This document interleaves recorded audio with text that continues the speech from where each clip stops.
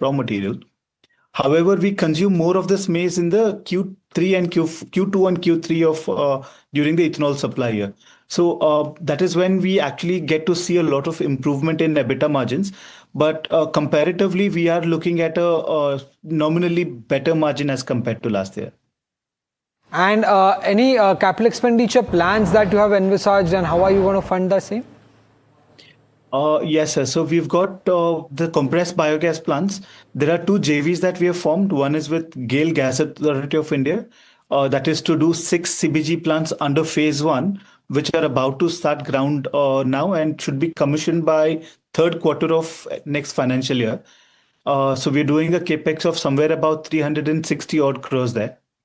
And there is another joint venture with Sumitomo Corporation that is to do 4 compressed biogas plants of 20 TPD each. And that's at a cost of about 320 odd crores. Net, there's a gross capex of somewhere about 680 to 700 crores that's being done. And it's with a blend of both debt and equity contributed by us and our JV partners. Understood. And Mr. Nirani, you just said that FY26 you may see some pressure when it comes to the revenue. At least, I don't know the exact number, but at least can you see 25 to 30% of growth for FY26, or it will be below that? So our expectation was to get to there, but considering the war situation in Iran, the consumption of petrol is being rationalized, and you've seen the prices of the product also going very high. So in the last 2 months, February and March, we've seen the consumption of ethanol to be a little lower. So the growth rate will not be double digits. So it will be in single digits as compared to last year. Understood. So single digit of growth you're expecting when it comes to revenue. Got that too. Also, so what kind of asset turnover to expect from the 2,000 crore capex that you're doing in SAF project? The asset turn would be somewhere about 1 times when we have the capacity fully operationalized, and we forecast about 2,200 crores on full use, or rather, let's say at 90% capacity use for a 300-day basis. And that is considering the cost of SAF to be at around 180 to 185 rupees a litre. So that's the target price that we carry, and that would give us an asset turn of almost 1 time. And let's say we've forecasted a bit of almost about 20-25% in that business there. Well, thank you so much, Mr. Nirani, for joining and having a conversation with us, and all the best for the business. Thank you, ma'am. Well, with this was True Alt, company may see some pressure when it comes to the financial numbers, or especially revenue in FY26, but is positive when it comes to FY27 and FY28. But moving on, let us invite our guest for the show, Astha Jain, who's Senior Research Analyst at Hem Securities. Astha, hello, and always pleasure to have you at NDTV Profit. Well, you heard True Alt management. What's your view when it comes to that counter? Because company is seeing some kind of pressure for FY26 revenue, but is bullish post that. So any view on that? Right. Good afternoon to everyone. See, this company came out with its IPO in September 2025, and the issue price was at around 496. But we were not able to see any sort of up move in the issue price as well, because it made the high of 530 and continuously falling from there. What I feel can be the possible reason was that, first of all, the valuation, because it came out with valuation of around 29 price to earning multiple. Now, looking after their Q3 of FY26 numbers as well, they have not shown any sort of big improvement in the profitability. In fact, there was a degrowth in the bottom line of the company in the Q3 FY26 as well. So that makes valuation more expensive. So my idea here is, don't jump into this counter at this moment of a time. Let it settle down, because it is already trading below its issue price. Let it settle down and then make any sort of entry into this counter, because now from the management view also we can see some sort of moderation in the bottom line in the coming time also. So it's better to wait and watch rather than making any entry on this counter. So we are recommending just to wait and watch. Or if someone has this stock in their portfolio, maybe at the IPO time they may have applied for the IPO as well, then they should have to wait at least for 6 months. So if anyone has got this in the allotment, then wait for another 6 months. Otherwise, there is no need to make any fresh entry. You may find it at more lower levels from here as well. Focus towards F&O market. Let's get in Puneet to understand what's been buzzing there. Puneet, yet another day of fall that we are seeing on Friday this time around? Well, consistent pressure this week, Somit, as you rightly highlighted, and even when you look at the stocks that are buzzing in trade today are also related to that. So while for the Sensex, it's bang on, consistent 27 stocks that are declining in trade today. You're seeing Reliance, Bajaj Finance, and Indigo continuing to be under pressure, while the auto pack, also led by Mahindra and Maruti, are also not doing so well today in trade. When you look at, of course, the Bankex also, that's been the other key factor. Consistent pressure there as well, failing to hold at that particular levels that we've been speaking about since the morning, both for Bankex as well as for the Bank Nifty too. So the private bank index yet to perform any moves, and stocks like HDFC Bank continue to languish. When you look at the stocks in the long build-up, essentially we've seen, Hutco as well as Godrej Properties continue to be so long build-up across on ONGC as well as LIC Housing. We're seeing short coverings on Oracle Financial as well as Sammaan Capital are the other couple of stocks. Long unwindings seeing on NBCC as well as PG Electroplast, and short build-up on stocks like Tata Motors PV, where you've seen that update coming in where a couple of weeks of production loss for JLR, while Sona BLW is also now on the list in that sense, where stocks broken yet again the psychological mark of 500 rupees, and 480 is where there is a medium or small term support, at least near term support for this. So these are some of the key stocks that you should have on your radar as part of our F&O setup. Right. Thank you so much, Puneet, for all the details. Well, moving on, let's talk about a global biopharma engineering player, which is Fabtech Technologies. Let's see what that stock is doing. The stock is up almost 15% in trade. And if you see, the stock is buzzing on the back of volumes. But what are the key triggers? Let's go to Jasmeet and find out the details about that. Well, Varsha, thank you for that. This is a recently listed company and the stock has been tanking since the time of its listing. We look at what the company does. Well, company operates in global biopharma engineering space where they provide end-to-end turnkey solutions. While the company operates as a design-led infrastructure platform-based company where they take orders and fulfill it for their clients. If we look at the key areas where they serve the pharma clients, biotech and healthcare companies across India and globally. Currently, the stock is buzzing on the back of volume, which are nearly 21 times on a 20-day average. While the company also has presence in Middle East via the subsidiaries in UAE region. Now, if you look at the stock performance, the stock got listed at flat at its list issue price of 194 odd rupees, and since listing it's down 19 odd %. Over last 1 month, the stock has tanked nearly, stock is up nearly 5 odd %, but YTD basis the stock is down 19 odd %. Now, in terms of the Q3 key takeaways, Q3 saw a weak quarter. It was a complete opposite turnaround quarter for the company on YY basis, where the company reported a loss of nearly 5 odd crore versus a profit of 23 odd crore in the previous year same quarter. If we look at what did not work for the company, was the overall project execution lumpiness. The delay in that led to the overall flattish top line and impacted the profits as well. Now, in terms of the key financials, the revenue was down nearly 39 odd % in the Q3 FY26, while the net company reported net loss of 5 odd crore. If we look at the outlook, the management remains pretty strong in terms of what they see the performance going ahead. They reiterate the FY26 guidance of revenue of 380 to 400 odd crores, while they also want the PAT to reach a 39 odd crores of profit going ahead, while currently it's at loss of 5 odd crore. Now, in terms of FY27 growth, the management targets a 30% YY growth in the coming year, while they also mentioned the PAT margin will be 9 to 11 odd %. All in all, we do see strong guidance, but the stock has been tanking in trade, but today buzzing on the back of heavy volumes. Right. Thank you so much, Jasmeet, for all the details. Well, Astha, what's your view when it comes to Fabtech Technologies? Clearly, FY27 company has given a good growth guidance of 30%, but considering the valuations, what would you advise to investors currently? Surely, because IPO came in September again and it was at the issue price of 191. So at that time also valuation was a concern because it came at a price to earning multiple of 30x. And I think with the kind of financial performance this company has posted in their Q3 FY26 number, it is not that very much impressive. We have seen a downfall in the profitability, or yes, it is almost a loss which we have seen. So not a very impressive counter to bet upon at this point of a time. Maybe the news flow has made this stock outperform in today's trading session, but we still want to see more clarity on their profitability. Maybe the Q4 of FY26 number will make or will provide a clear picture. So rather than, if anyone wants to take risk, then they can only make entry into this counter. Otherwise, I would recommend wait and watch if anyone don't want to take any sort of a risk, because even markets are not very in a very certain position right now. Well, thank you, Asa. Thank you for joining us and giving us your perspectives on the stocks that we discussed. Well, just before we end the show, let's get in Puneet to understand what's been buzzing with Likhita Infra. Why, Puneet, give us a go ahead. Well, stocks, been up 23% in the last 5 days, but has been a lackluster counter since listing. Now, last 1 year, stocks are down 38% from the highs of almost 300 odd rupees.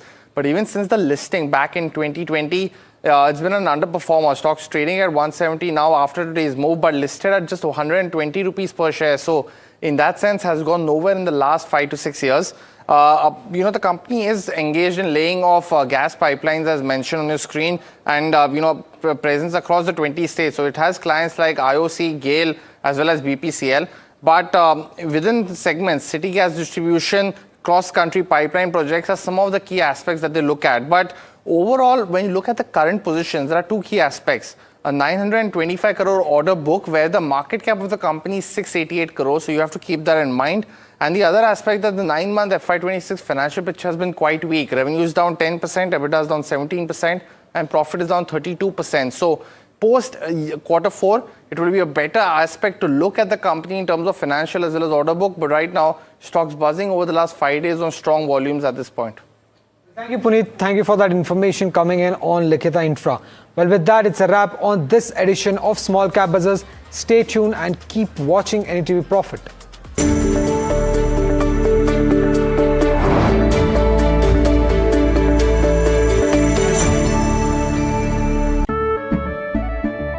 केसरिया से मन जोगी हुआ रे दिल झूमे देखो मतवारा हुआ रे केसरिया से मन जोगी हुआ हर पल मनाओ केसरी त्योहार विमल बोलो जुबान Kesari.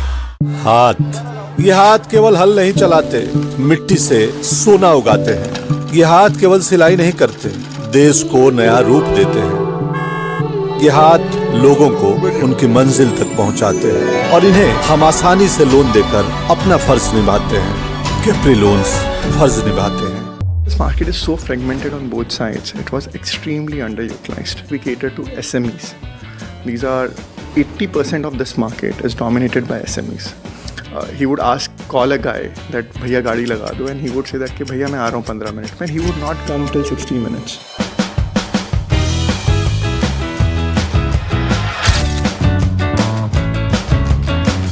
IIT Kharagpur, bright future, can get a good job, got a couple of great jobs, and then decided that I want to start my own business. In JP Morgan, we were tracking US companies. We were inspired by Uber, wanted to do something of our own. We also felt compelled, coming from a Marwadi family. It was also this that कि अभी नहीं करूँगा तो बाद में घर वाले शादी कर देंगे. You started also with a fairly small amount, self-funded. What were those initial pitches like? Initially, raising fund was also difficult for first few rounds. Really, you got funded in 6 months? But we didn't got funded after that. One of the fundraisers, Pranav had met 100 investors and still not got one term sheet.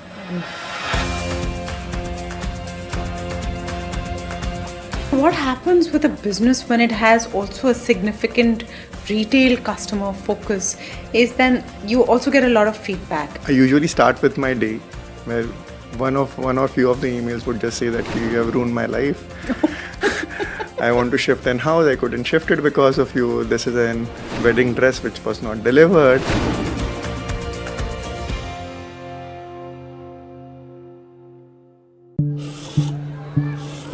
हाथ, ये जो हाथ है ना, सिर्फ लकड़ी ही नहीं, हमारा कल भी तराशते हैं। बंद हो या हो कोई स्ट्राइक, इनका शटर हमेशा खुल जाता है। इन हाथों का यही तो आपसे नाता है और इन्हें हम आसानी से लोन देकर अपना फर्ज निभाते हैं। कैप्री लोन्स फर्ज निभाते हैं। Technology, as you know, is rewriting jobs, expectations, it's rewriting culture, it's perhaps rewriting leadership itself. Today's what is called is triple T. Right. Technology, talent through transformation. I think it's an adoption of the technology which is all about mindset. There is a $200 billion industry which has already come up in AI, just in HR, and it's going to hit us like a tsunami.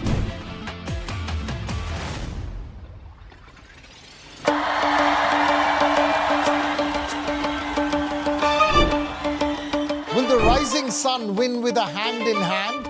Will the two leaves and lotus bloom? Who will whistle to success in Tamil Nadu? To understand the Tamil Nadu twist, join me in the midst of our politics and people. Vanakkam Tamil Nadu. Here we come.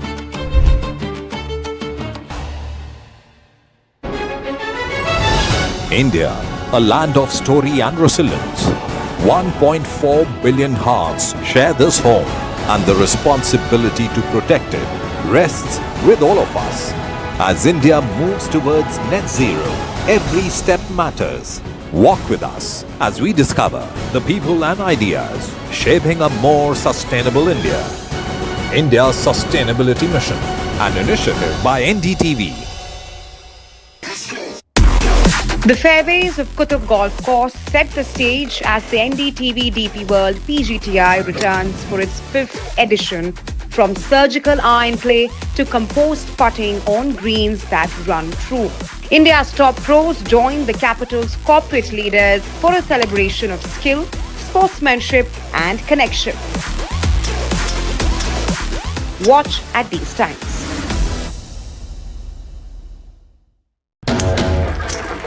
Two worlds meet on the greens. Champions of the fairway, leaders of the boardroom. The battle for brilliance, the pursuit of precision. As Bengaluru hosts the season's final Pro-Am, NDTV DP World PGTI Golf Pro-Am, the course of champions, the conversation of leaders.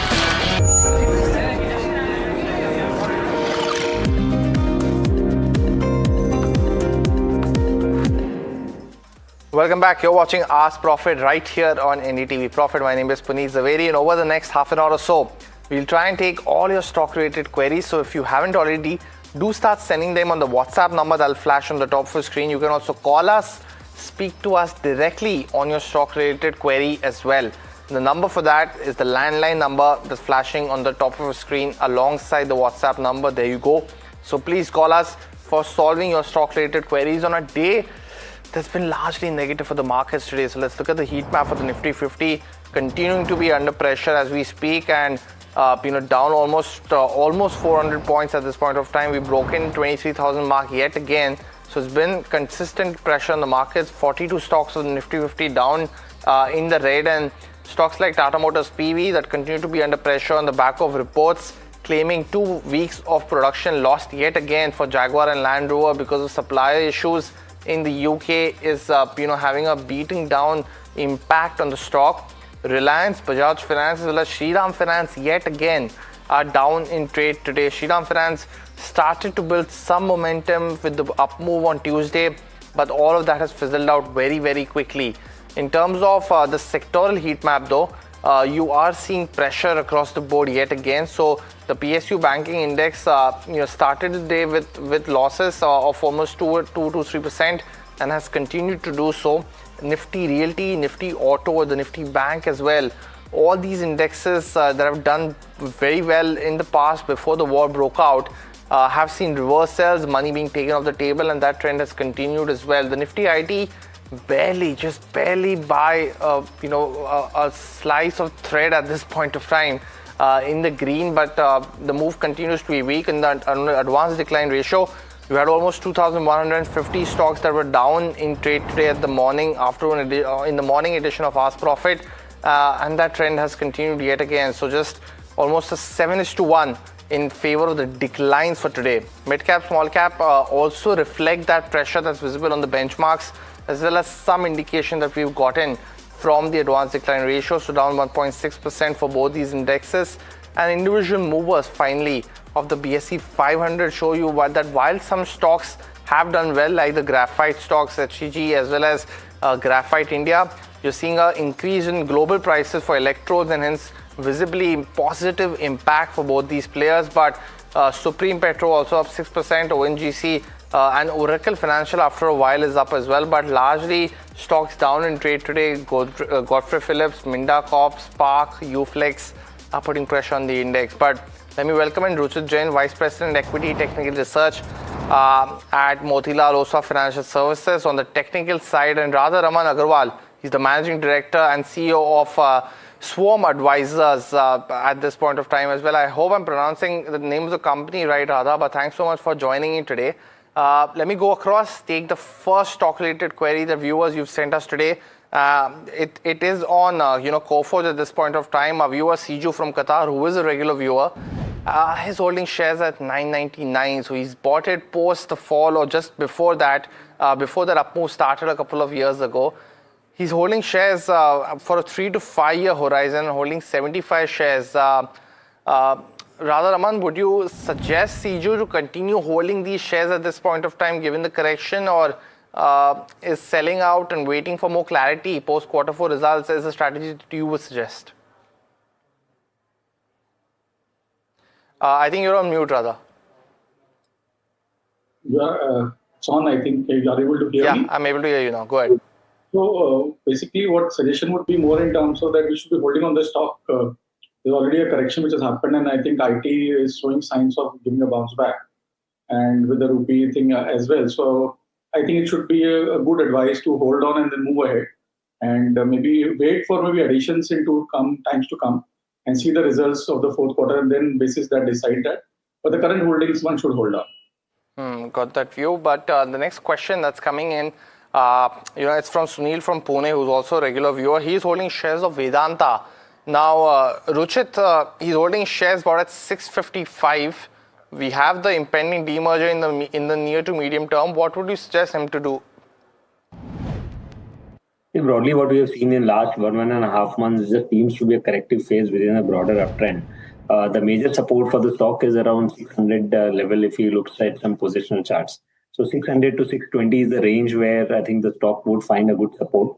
So on your existing positions, if you have some positional view, you can continue to hold on your positions and keep a stop loss below 600 on these long positions. Got the view, Ruchit. But the next question that we're taking, viewers, you can also call us on the landline number on the top of the screen for stock-related queries as well, so that our guests can get first-hand of what your query is. It's coming from Mr. Ansari from Mumbai itself, and his question largely being a very, very long term. He wants to know, Radha, a couple of stocks that are on your radar that he can hold for a very, very long term, for a forever term is what he's calling it. Any spaces that you like for the very long term? I think if you look at gold finance companies, that space is quite active, and that space one should be looking at. So effectively, the reasons is very simple, that the lending is quite secure. The gold prices have been moving ahead, and as when the gold prices move up, the LTV goes down, and that's an advantage. And in fact, if you look at from a retail loan book, I think that's a space which has been the most active if you look at last financial year. And I think going forward also, that space is going to be quite active with the secured lending. I think that space should be quite active, and I think going forward, gold always has a value, and gold financing will obviously take a lot of shape in India. So that piece is quite picking up. Got that view, Radha. But the next question also coming in from Keshav from Chennai, Radha, towards you. He wants to know if Bharat Dynamics Limited is a key stock that he can have in his portfolio for the next 2 years. He's bought it around 1180, so very close to the current market price. What would you suggest? Radha, that's a question for you, yeah. So I think BDL one should maybe take an exit right now. So more in terms of, I think with the ambiguity things happening, so it's maybe take an exit and then decide based on the quarter numbers. So that will be a good strategy in terms of Bharat Dynamics. Got that view, Radha. But the next question coming in now, it's on Diffusion Engineers. It's a recent listing, and our viewer Raj from Jaipur actually holds shares at 265. So stock's trading very close to that price. He is asking if he should continue to hold on or exit this counter. Do you track this counter by any chance, Radha? If any, what should Raj do with this with Diffusion Engineers? Frankly, we don't track this counter, but from a investment perspective, I think given the uncertainty, it's better that maybe we knock down few maybe related to pretty close to the cost price and wait for the uncertainty to get over. I think that's a better way of doing it in the given scheme of things. Ruchit, any quick view that you might have on Diffusion Engineers Limited? And I know it's a very limited time frame, but any view on the stock? Yeah, so not much historical data, but whatever short-term data is available, I think 290, 300 remains a major hurdle for the stock, at least for the near term. And until that is surpassed, the overall trend or overall momentum, I would rather say, does not look much positive. So I think we could see some time-wise correction or getting continued in the near term. But until the stock surpasses 300 levels, one should not expect any kind of no trended basis. Got the view, Ruchit. But the next question, and this is a caller for today from Vizag, and Mr. Rao has a stock query for us. Mr. Rao, good morning, good afternoon. Welcome to the show. What's your query? I wanted to know about Reliance Industries. Is it right time to buy now? Sorry, which stock is that? Reliance Industries. Reliance Industries. And would this be a short-term bet or a long-term bet, Mr. Rao? Yeah, I want to hold for 1 year. For 1 year, got it. Radha, would you suggest buying into Reliance Industries at this point of time to Rao? So I think we can look at a staggered buying in Reliance Industries today, although the stock is down given the news flow. But eventually, if I look at the sum of parts, I think with the Geo listing coming in, so effectively, I think it will be a good stock to own. But he can buy looking at it in tranches to take forward. So maybe he can start buying in tranches, and then as and when things unfold, he should keep adding that. Staggered in tranches is what Radha suggests, at least for Reliance Industries. The next question coming in from Arvind from Mumbai, who is also a regular viewer. He holds 2,000 shares of Canara Bank, Ruchit, at this point of time at 160. So he is at a loss of almost 60,000 rupees. Ruchit, he is retired. So his question largely being, can those levels of 180 come back of the stock maybe in sometime in 2027 or in this year? A slightly more longer term view on the charts, what would you suggest?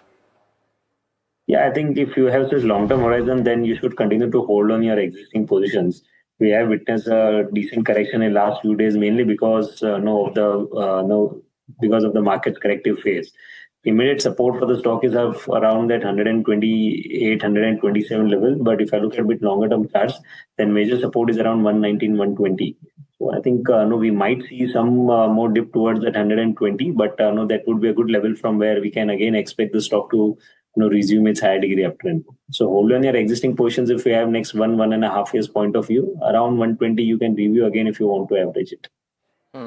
Got that view, Ruchit. And let's go across to our next caller now from Andhra Pradesh. Prasad has a stock query for us. Prasad, good afternoon. Welcome to the show. What's your query? Good afternoon, sir. This is Prasad from Andhra Pradesh. Sir. Hello? Yeah, Prasad, I can hear you. Go ahead. Sir, my query about Lemon Tree Hotels or Godrej Properties. Which one is better to enter fresh buying, sir, for long term? For the long term, got it. Rather, Lemon Tree Hotels in the hotel and hospitality space or Godrej Properties? Which one is a preferred, if not one, both of them, is it preferable at this point of time for Prasad to enter for the long term?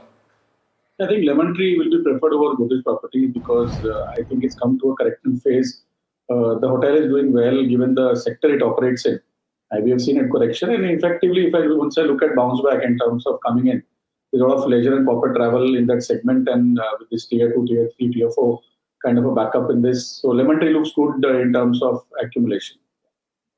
Got that view. We also have the impending demerger and the asset-light business model that Lemon Tree will be adopting very soon. So continue to monitor this stock at that time as well. But go across to our next query. This one's again from Mayur. He's holding 45 shares of HDB Financial bought since the IPO price, and that was almost at 740. Stocks broken the 600 mark yet again today and trading downward. He has 45 shares. He's asking what he should do, Radha, for the long term. Would you suggest buying right now as an opportunity? Is it a good time to accumulate? If you also hold it slightly for long term, you can still hold, but not no suggestion to add. I think the stock has not done well in the post listing, and there are other good NBFC players available in that space.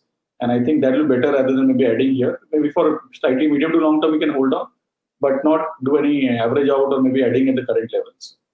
And Radha, if you can suggest a couple of names also that's on your radar in that NBFC space, because of course this is towards the CV cycle, and a lot of those stocks like Shriram Finance also are not doing well right now. So anything that is in the NBFC space that's on your radar? So I think I mentioned the gold finance companies can be looked at, maybe the top 2 or 3 of them. That can be added given the uncertainties involved. And given the gold finance companies have we get big advantage in terms of putting it forward. I think those would be good bets to add on at this moment. The next caller also dialing in from Hyderabad now. Venkatesh has a stock query for us. Venkatesh, good afternoon. Welcome to the show. What's your query? Hi Venkatesh, can you hear me? We seem to have lost Venkatesh, but we do have a stock query on our screen right now. He's bought into Mazgon Dock, seems to be at the current, very close to the current market price. Ruchit, on Mazgon Dock, what would you suggest? It's been a volatile counter. Should Venkatesh continue to hold at this point of time? The overall trend has not been positive if you look at last 4 to 5 months, along with the other names from the same sector. But one stock which has relatively fallen less or has shown a relative outperformance within the defense space is Bharat Electronics. So I think in case of any kind of recovery in the defense sector going ahead, BEL would be one which can take the leadership. And also in terms of the corrective phases, I think the relative outperformance could continue. So I would suggest to take a shift from Mazgon Dock to Bharat Electronics if you want to stay within the same sector. Got that view, Ruchit. The next question now coming in. This one's on Sility, and Jay Krishnan from Kerala, actually, Ruchit, is asking a 9-month view on the stock. And he is, of course, a regular viewer, likes the 9-month period quite a bit. But we had, on the fundamental side, Ruchit, analysts meet takeaways. On the charts, is that momentum visible? Is this a new bottom for the counter? So the stock is trading around its medium-term support. 36 is a good support for the stock, and we have seen a pullback in the last couple of trading sessions from this. I think the risk-reward issue is definitely favorable if you look at next 6 to 9 months perspective after the recent correction. So you have positions you can continue to hold on. On the high side, 48 to 50 would be the range to watch out for when it comes over there, whether it takes resistance there. But at current levels, I think yes, you can hold existing positions even if you want to go create fresh longs. Then keeping a stop loss below 34 rupees, you can attempt fresh longs as well. Got the view, Ruchit. But the next counter that we're focusing on is PFC. Now, Lalita from Bangalore, who is a regular viewer, holds shares at almost 416. Currently sitting on a slight loss. Asking what she should do at this particular juncture, Ruchit, what would you suggest? Is the arbitrage playing between PFC as well as REC at that point of time, and which one is a better counter according to you? I think PFC seems better if you do comparative analysis within both. But I would also suggest to keep a strict stop loss below 380 on your existing long positions. The stock is in a consolidation phase since last 1 month. The good thing is that this entire sideways move which you have seen is above its 200 EMA support. So the mid to long term momentum seems to be on the positive side with 200 EMA acting as a good support. So till it is above 380, I think you need not worry much. You should get a good exit price once the dust settles in. But with a stop loss below 380, I would recommend to hold on PFC only. Got it. So 380 is the level to watch on PFC. But viewers as well as Ruchit and Radha, time now for the rapid fire round in this edition of Ask Profit. Please keep your answers on buy, sell and hold so that we can take as many in the next couple of minutes. The first one's coming from Ramesh on Paras Defense. He's bought shares at 713, Radha. Should he continue to hold, average down at the current market price? No. Sell. Sell, got it. The next query coming in is on VMart, bought at 542. Ruchit, should he continue to hold his 80 shares is what Sushant is asking. Still on the right should be the strategy. Next one's coming from Vignesh from Bengaluru. Now he's holding shares of Electro Steel bought at 180. Ruchit, any quick view on the stock that you might have? Trend is negative. We have seen some pullback. 200 EMA resistance would be around 88. So you can look to exit around 88. Zaggle bought at roughly around 300 rupees per share by Giridhar. Would you suggest him to continue holding rather at this point of time? I think we hold on to the stock, but not add. Happiest Minds bought at 450 by Lavanya. She wants to know what she should do with the stock now. What would you suggest, Ruchit? Hold with stop loss below 360. The next question coming in is from Bharat from Andhra Pradesh, holding on to Quality Power at 916. Recent listing yet again, Radha. What would you suggest for this counter? I think you should hold on. Hold on, got it. Srinivas wants to know a short-term view on Jupiter Wagon, Ruchit. He's bought it at 305. What should he do with his 200 shares? The short-term trend seems negative, so look to exit on any pullback moves. CC Avenue, also Infibeam earlier, Ruchit. Our viewer has bought it at 16 rupees per share. Should he sell out, move out of this counter? What would you recommend? There's no positive signs yet, so I would recommend to take an exit. The next one coming in is from Ravi from Qatar. He wants to know about HDFC Bank, bought at 923. Is it a good time to accumulate more Radha right now? I think he should exit. Given the news flows, he should not take a call. Any view on Jio Financial, Ruchit? Seems we would see some consolidation in the near term. If existing positions are there, should hold on. Petronet LNG, is there a similar view that you have, Ruchit, on the charts for this one?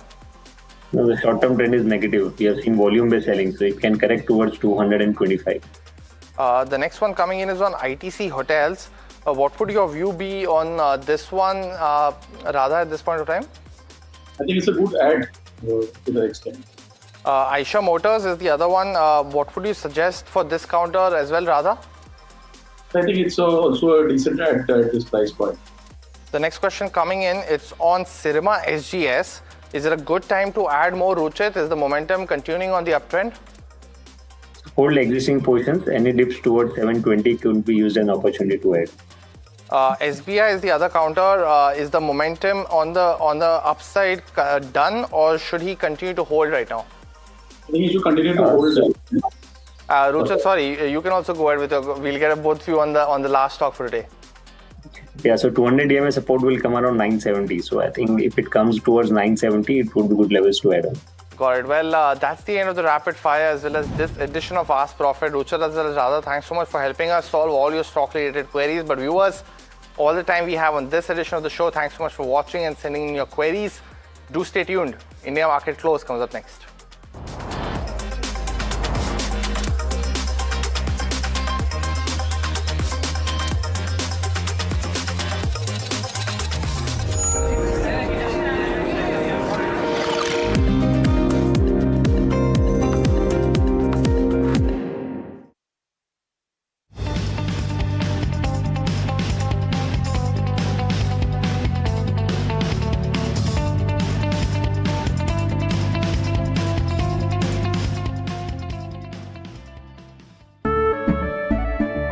केसरिया से मन जोगी हुआ रे दिल झूमे देखो मतवारा हुआ रे केसरिया से मन जोगी हुआ हर पल मनाओ केसरी त्योहार विमल बोलो जुबान केसरी। हाथ, ये हाथ केवल हल नहीं चलाते, मिट्टी से सोना उगाते हैं। ये हाथ केवल सिलाई नहीं करते, देश को नया रूप देते हैं। ये हाथ लोगों को उनकी मंजिल तक पहुंचाते हैं और इन्हें हम आसानी से लोन देकर अपना फर्ज निभाते हैं।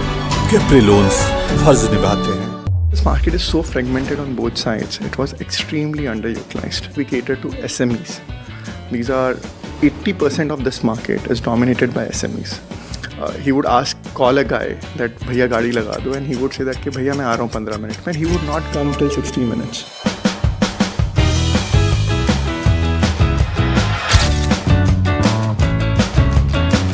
IIT Kharagpur, bright future, can get a good job, got a couple of great jobs, and then decided that I want to start my own business. In JP Morgan, we were tracking US companies. We were inspired by Uber, wanted to do something of our own. We also felt compelled, coming from a Marwadi family. It was also this that कि अभी नहीं करूँगा तो बाद में घर वाले शादी कर देंगे. You started also with a fairly small amount, self-funded. What were those initial pitches like? Initially, raising fund was also difficult for first few rounds. Really? You got funded in 6 months? But we didn't got funded after that. One of the fundraisers, Pranav, had met 100 investors and still not got one term sheet.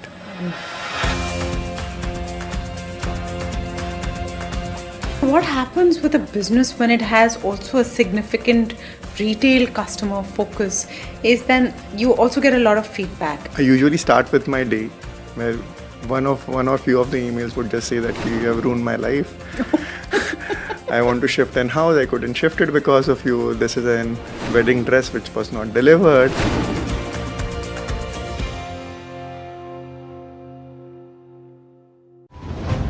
Tonight is about the people who build the places where we spend most of our lives. The NDTV Excellence Awards recognize organizations and leaders who are setting benchmarks in people-centric workplaces. The winner is TVS Motors Company Limited. The award goes to Zydus Life Sciences Limited. The winner is Make My Trip. Mr. Vivek Pathak Planet Cast Media Services Limited. The Lifetime Achievement Award.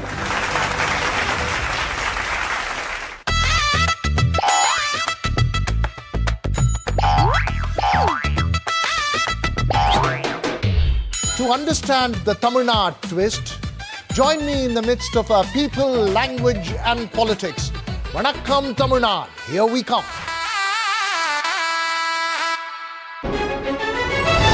India, a land of story and resilience. 1.4 billion hearts share this home, and the responsibility to protect it rests with all of us. As India moves towards net zero, every step matters. Walk with us as we discover the people and ideas shaping a more sustainable India. India's Sustainability Mission, an initiative by NDTV. The fairways of Qutub Golf Course set the stage as the NDTV DP World PGTI returns for its 5th edition, from surgical iron play to composed putting on greens that run true. India's top pros join the capital's corporate leaders for a celebration of skill, sportsmanship and connection. Watch at these times.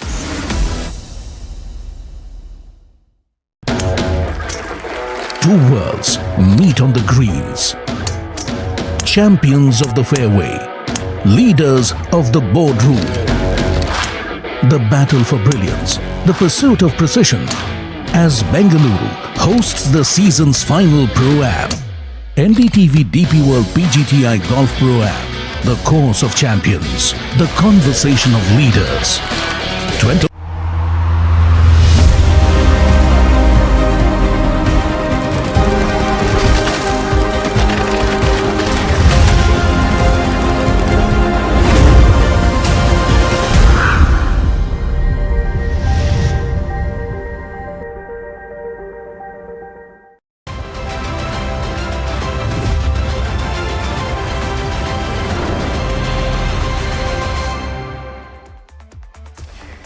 Hi, thanks so much for joining in. You're watching India Market Close. My name is Alex Matthew. With me is Hiral Dadia. And Hiral, it seems like it's the midweek market holiday. The bulls took leave yesterday, obviously, like everybody else, but they didn't come back today. Exactly, they've not come back. When will they come back is the question, because next week is also several holidays, right? 2 holidays, so it's a truncated week next week as well, so volumes are going to be thin, but we are at the day's lowest levels on Nifty 50. We've broken below that 22,900 mark, and that's what we need to, actually take into consideration. A 400 points downtick right now. 1.8% there, and your broader markets are pretty much in tandem with what Nifty is doing. I think the cuts are deeper when it comes to Bank Nifty, 2.5% shaved off in terms of banking majors, Alex. Yeah, absolutely. Let's pull up the heat map for the Nifty 50 and we'll tell you about what is moving the needle. So mostly right on the screen, just about 7 stocks in the green holding out, right? ONGC, TCS, Wipro, so the IT majors, but a few of them have actually fallen into the red, whereas earlier on at the start of trade today, you had gains on the screen for a few more of the IT majors.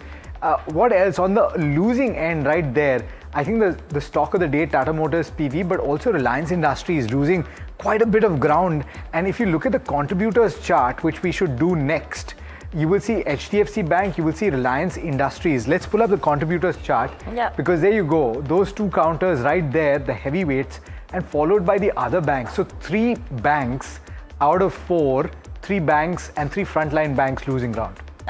And to look at the opposite side of it, there's not too much weightage which is trying to give support at all. I mean, 18 points is nothing.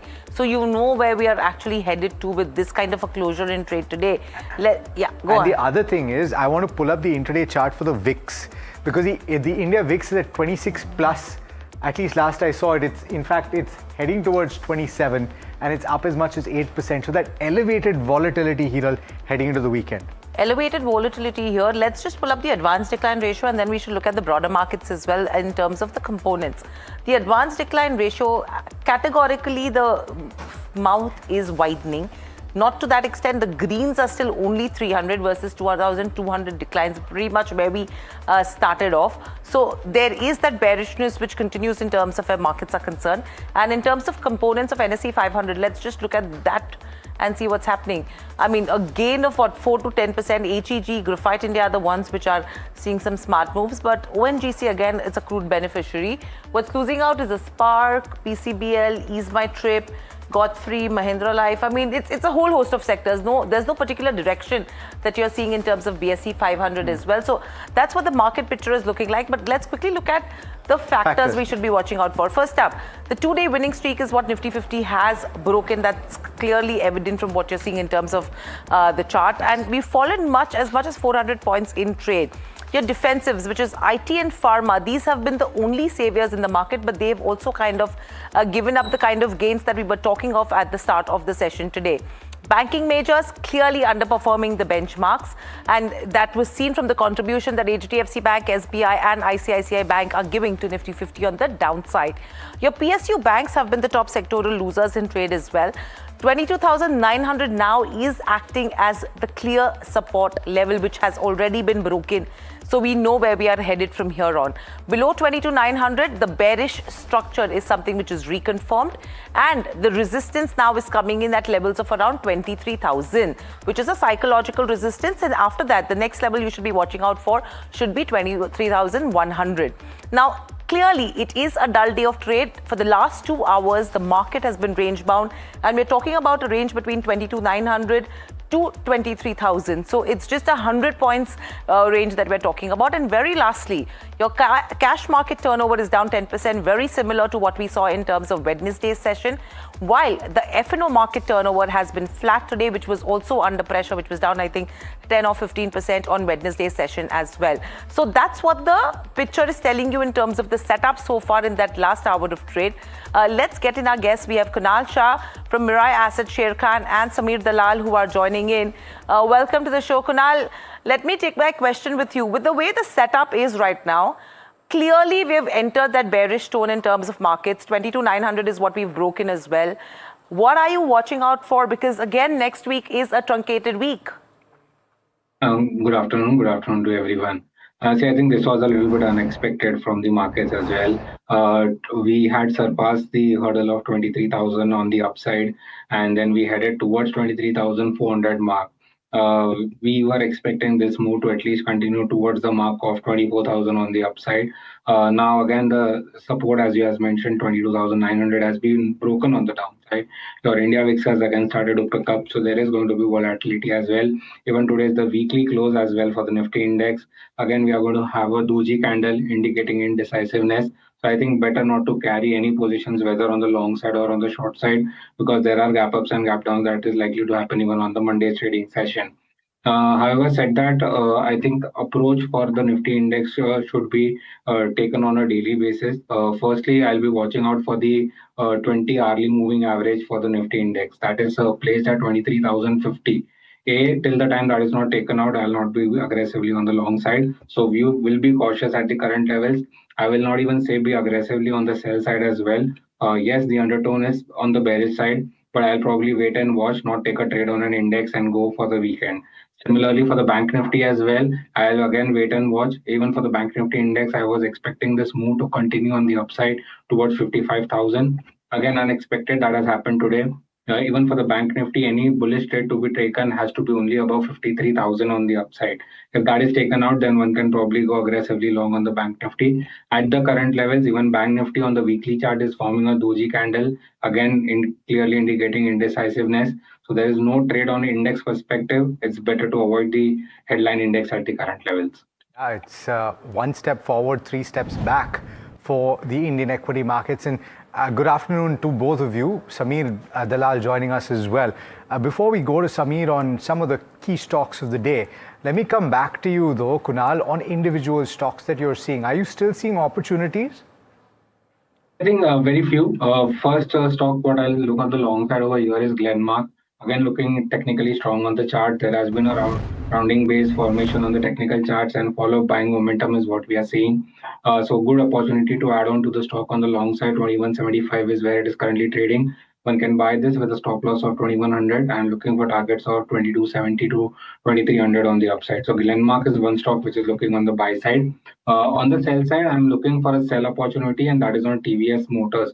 So TVS Motors in the previous week had already given us a rising trend line breakdown, and the stock has entered into the corrective mode. It has been taking rejection at the 20 DMA, placed at 3568. So that is a sell for me at the current levels. 3476 is where it is currently trading.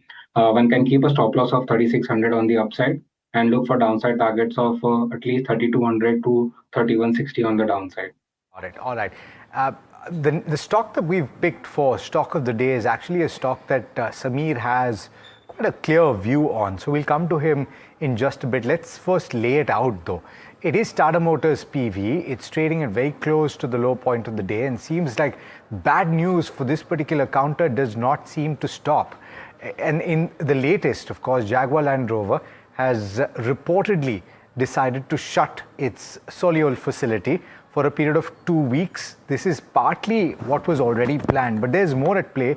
Let's go across to Puneet to give you a sense of why this is important. Puneet, this is only the latest in a spate of bad news, and this is on the back of a pretty bad quarter as well. Why is this important?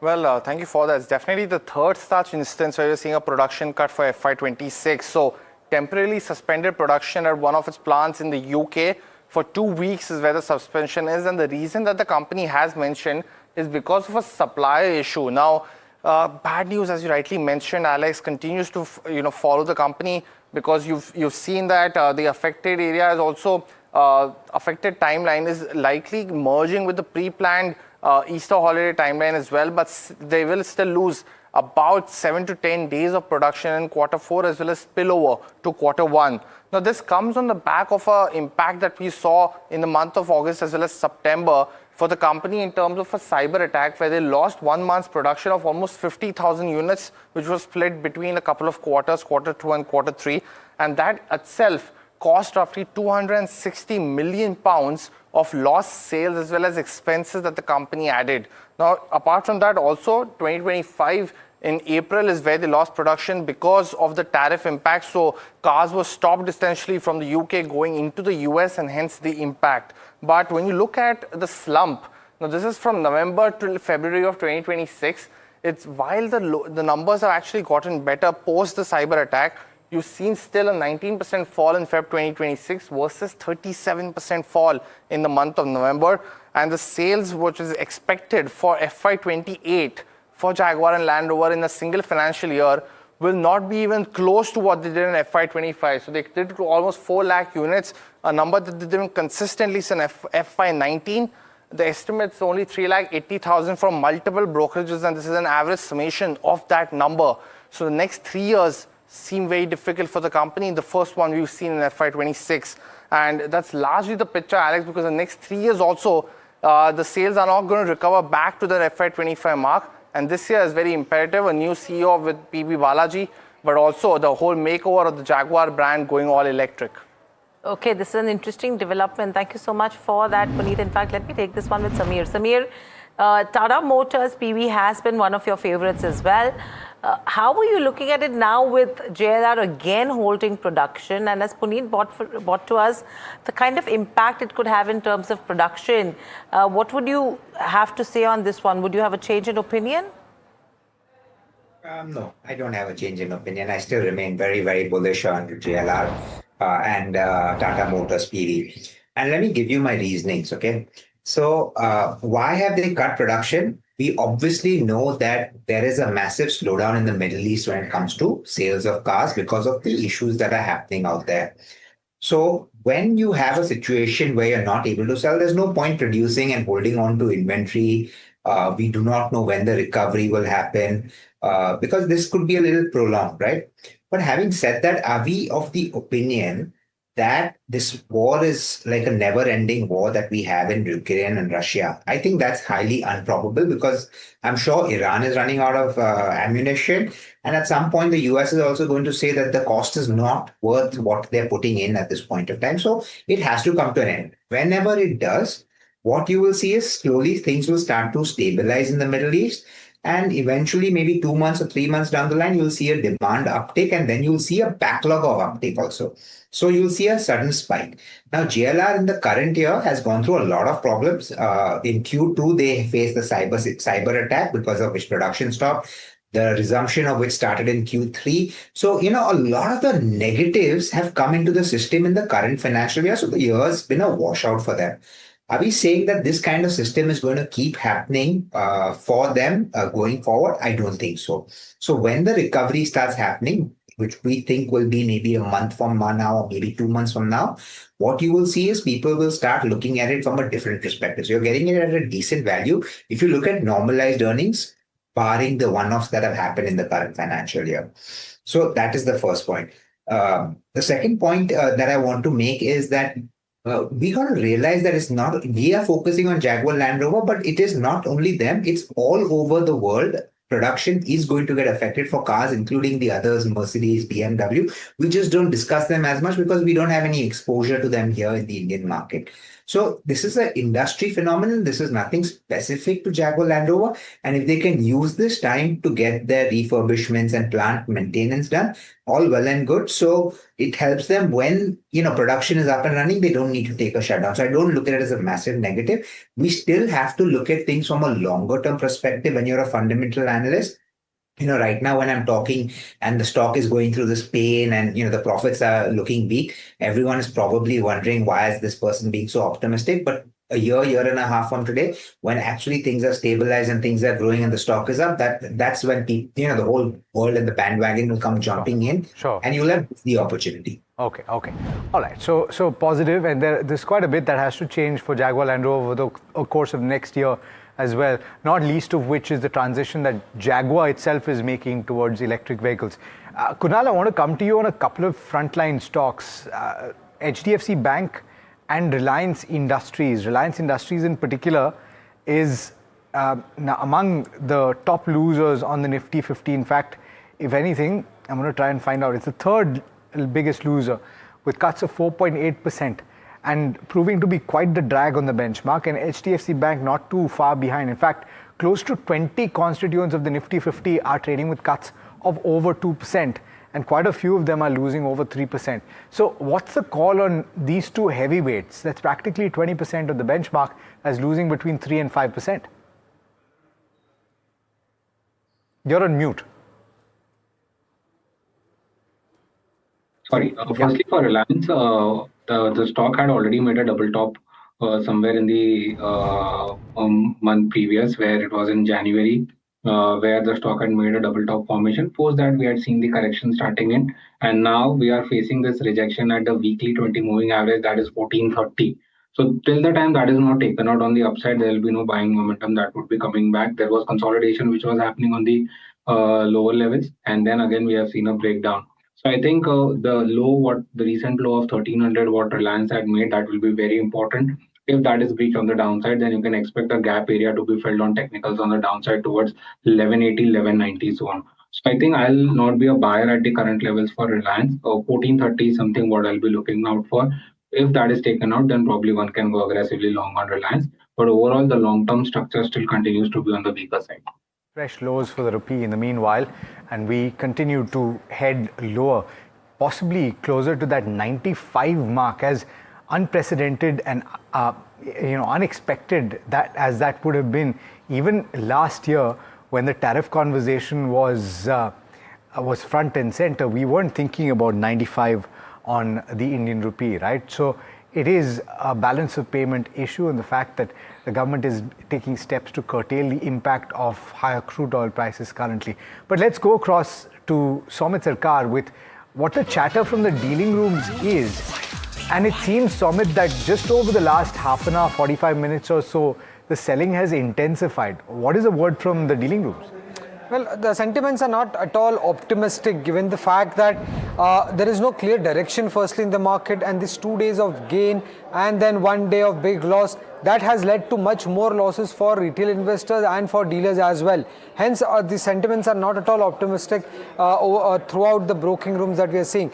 And if we close below 22,900 today, then this clearly reaffirms the fact that overall the structure or the market continues to remain quite bearish. So closing about 22,900 would be crucially important for the market in trade today. Few stocks still which dealers have highlighted where there are some flows that they are seeing. Firstly, when it comes to Tata Consumer, they are indicating that there are some DIs who have been actively buying this counter at lower levels in trade. Delivery volumes could be as well on the higher side. So despite the weakness that we are seeing in the market, that stock is down just 0.3% in trade.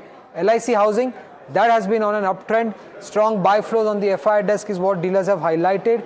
Cheaper valuations, and if there's a potential repo rate hike, then this counter could benefit out of that. And that is also one of the reasons why there are some buy flows when it comes to LIC Housing Finance. For Newland Labs, there are buy flows on PMS desk. Dealers are indicating that the export data for the month of March is quite strong for this counter. So it will be interesting to see how these numbers pan out post the March, and these numbers will come out. So it will be important to track, but early signs are that the March numbers would be quite strong for Newland Labs. And lastly, when it comes to Page Industries, there are some buy flows on the large HNI desk at lower levels. Dealers indicate that management in one of the conferences has maintained its guidance and they are expecting a double-digit growth on the revenue front and margins to be anywhere between 19 to 21%. They have reassured their guidance, so that is one positive commentary is what dealers have highlighted, and hence there are some buy flows at lower levels on the large HNI desk. Got it. All right. Thanks so much, Somit, for getting us those details. So Page Industries, Newland Labs, LIC Housing and Tata Consumer on Somit's radar with regard to what he's hearing as a buzz from the dealing rooms. Let's go across now to Alistair Newton, Chief Executive of Alavan Business Advisory. He's joining us live from Zambia. Alistair, thanks so much for taking the time, and good afternoon to you. What's the perspective on what is happening, first of all, in West Asia, and what's the sense that you're getting? I'm not asking from a geopolitical sense, I'm asking about how the market as a whole is viewing this, because it's not seeming like it's going to be a conflict that gets resolved very quickly. Is that being priced in? I think you're right that this conflict is not going to be resolved very quickly. I also don't think it's being priced in properly. First of all, obviously we're seeing a lot of volatility in oil markets, and that in turn is driving volatility in both equity markets and bond markets globally. We saw after Donald Trump extended his deadline for the Iranians to agree to what I think is a Hail Mary 15-point peace plan, we saw oil drop by about 6% last night. It pushed WTI down below $95 a barrel, which seems to be some sort of pain pressure point for Donald Trump. Every time we see WTI, which of course is his major metric, going towards the 95 to 100 band, he seems to come out with some emollient statements. Now, WTI has gone back up again since he spoke yesterday. I think that could be in anticipation of a pattern which has evolved over the previous 4 weeks, that Mr. Trump always seems to be taking a hard line over weekends when markets are closed, and then being more emollient on Monday morning after markets open up again in Asia. We may well see that pattern repeated over the course of this weekend. Let's keep in mind that yesterday he did also say that if Iran didn't agree to a cessation of hostilities, the US would become Iran's worst nightmare. The other thing which markets are not taking sufficiently into account, in my view, is Lebanon. There is a huge conflict going on there between Israel and Hezbollah. And although markets are saying, well, there's no oil there, so why should we worry? I think investors need to be very mindful of the fact that the IRGC is standing shoulder to shoulder with Hezbollah in Lebanon. Iran will not sign any sort of peace agreement, cessation of hostilities, ceasefire or whatever, as long as Israel is attacking Hezbollah and the IRGC forces in Lebanon. So the Lebanon conflict does have a very direct bearing on what happens in the Strait of Hormuz. Okay. Alistair, good afternoon. This is Hiral on this side. Everything said and done right now, the key question is, what should someone do when it comes to reacting to markets? Because one, either you sit on dry powder. Two, you can probably start deploying because you're off those highs in terms of valuations as well. And the third option is just wait and watch. I mean, what's your advice to investors then? Well, first of all, I'm not a market strategist. I'm a geopolitical strategist. So your viewers should feel free to disregard anything I say on account of how they should play it from a market perspective. Clearly, we do need to continue to try to anticipate what Donald Trump is going to say next on Truth Social or whatever, because markets are moving according to the Trumpian rhetoric to a significant extent, particularly as I intimated in what I said a moment ago, oil markets in the first instance. A second marker I would point to, however, which I think has been quite well documented by those who are more expert than I am when it comes to bond markets, is that the administration in Washington also seems to get nervous whenever the US 10-year starts to approach 4.5%. Now, I know that there is this idea that Donald Trump reacts to equity markets, but let's look at Donald Trump's pre-political career as a realtor. If there's one thing he really understands, it's debt. And I do think he is perhaps even more susceptible to bond markets going against where he wants them to be, US interest rates in particular, of course, than he is even to equity markets. And I think we've been seeing that as a pattern since the so-called Liberation Day on 2 April last year, nearly 12 months ago now. I think Donald Trump is susceptible to adverse movements in US treasuries. And I do think that market participants need to be keeping an eye on that as well, perhaps even more so than equity markets. So oil and bond markets would be my two markers for market participants to follow very closely, trying to keep ahead of the curve on both counts and looking out for what Donald Trump comes out with, or indeed Scott Bessent for that matter, which may be designed to, shall we say, make sentiment more favorable from a US perspective.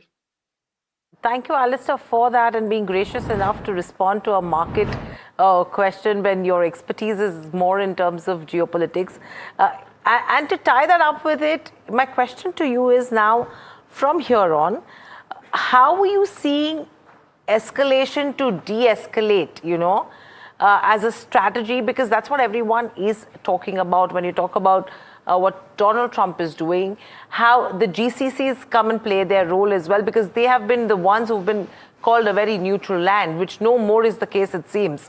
And then when India comes into the picture, how are you looking at India's position as well in terms of being a negotiator?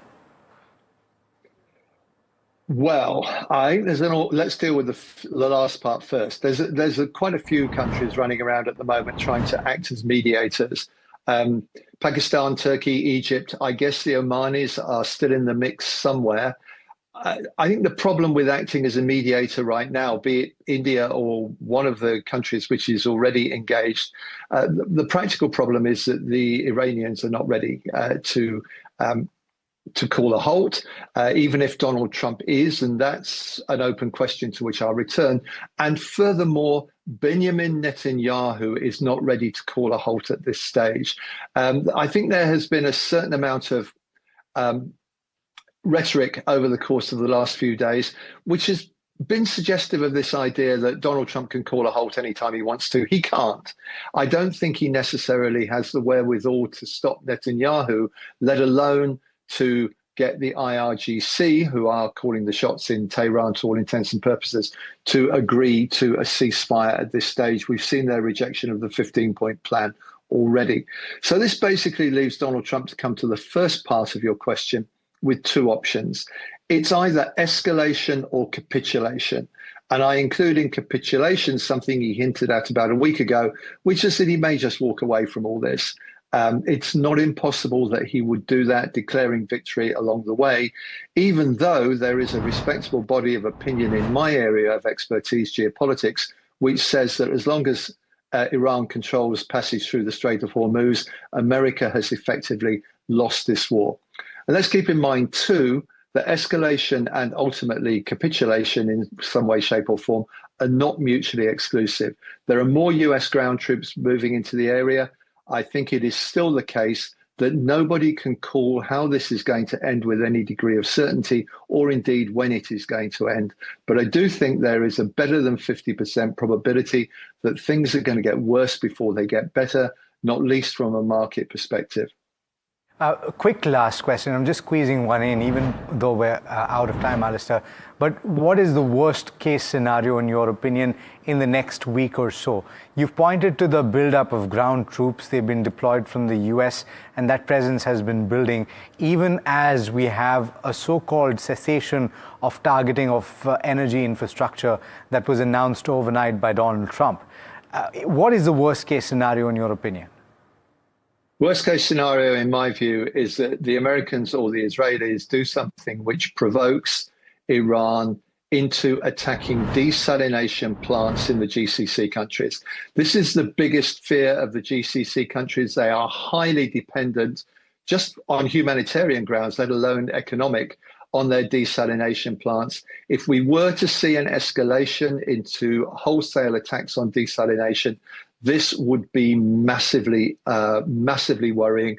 And I think in those circumstances, you would see a very big market sell-off indeed. Alistair, always a pleasure. And I'm going to put it out there. I would love to speak to you again. And given the way that this conflict is going, I'm pretty sure that we're going to have to talk again, because our viewers will certainly benefit from your insight. Thanks well, so I'm much very happy to do that, but you realize that you may actually be having to get me to say, well, I was completely wrong when you spoke to me on the 27th of March. Such is the uncertainty out there. I seriously hope that that is the case and the conflict gets over by next week, in which case I will call you to congratulate you. Thank you so much for taking the time. Okay, thank you. Bye. Bye. All right, well, on that note, I'd like to thank both our experts, Kunal and Samir, and apologies to the both of you, because that last conversation I thought was relevant, and to have a longer conversation on that, right? So thank you so much for taking the time, both of you.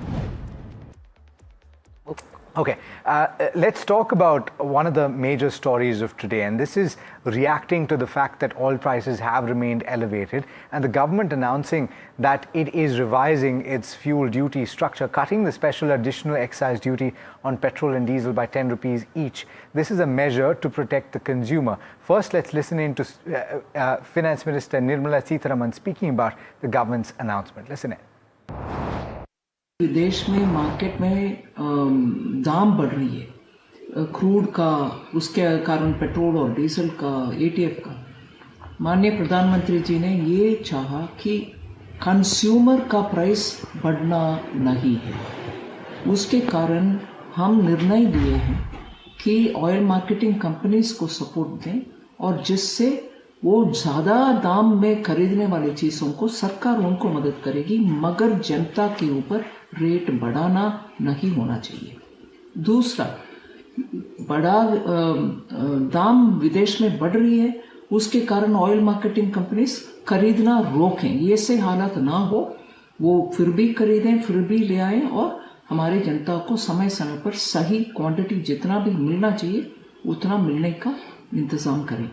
इसीलिए आज इस निर्णय के कारण supply कमी नहीं होगा, supply में, अवेलेबिलिटी में कमी ना होगा, जनता को डीजल भी, पेट्रोल भी, क्रूड भी मिलेगा। Okay, so that's the word coming in from Finance Minister with regards to where the excise duty cut goes. But let's understand the impact now from Somit Sarkar. Somit, impact one in terms of OMCs and the exchequer. Well, definitely this news that has come in is quite positive for the oil marketing companies. But there are two reasons why oil marketing companies are still not sharing this reduction in excise duty of 10 rupees per litre. Firstly is the fact that one of the private players, Canara, has hiked energy prices or petrol and diesel prices by around 3 to 5.3 rupees per litre. Now, Canara has a market share of around 8.3%, and the second one is the losses on the marketing margin side when it comes to petrol and diesel still continue to be on the higher side for the oil marketing companies. Dwelling firstly on the first point, now Canara has hiked the petrol and diesel prices, and they have a meaningful market share of around 8.3% in the retail fuel market. So what will this do now is that there will be more market share shift towards oil marketing companies. Now on a normal day, this would have been a quite positive news. But today, the fact that they are incurring losses on sale of every liter of petrol and diesel, and if more market share shifts towards the oil marketing companies, then the losses for them will also increase going forward. So that is one reason why oil marketing companies are actually not cheering this reduction in the excise duty. And the second one is, as I mentioned, that the losses continue to remain on the higher side. And now earlier, as per Analyst, the marketing margin loss stood at anywhere between 43 to 49 rupees per litre, and this 10 rupees reduction in excise duty will reduce the losses by just 20%.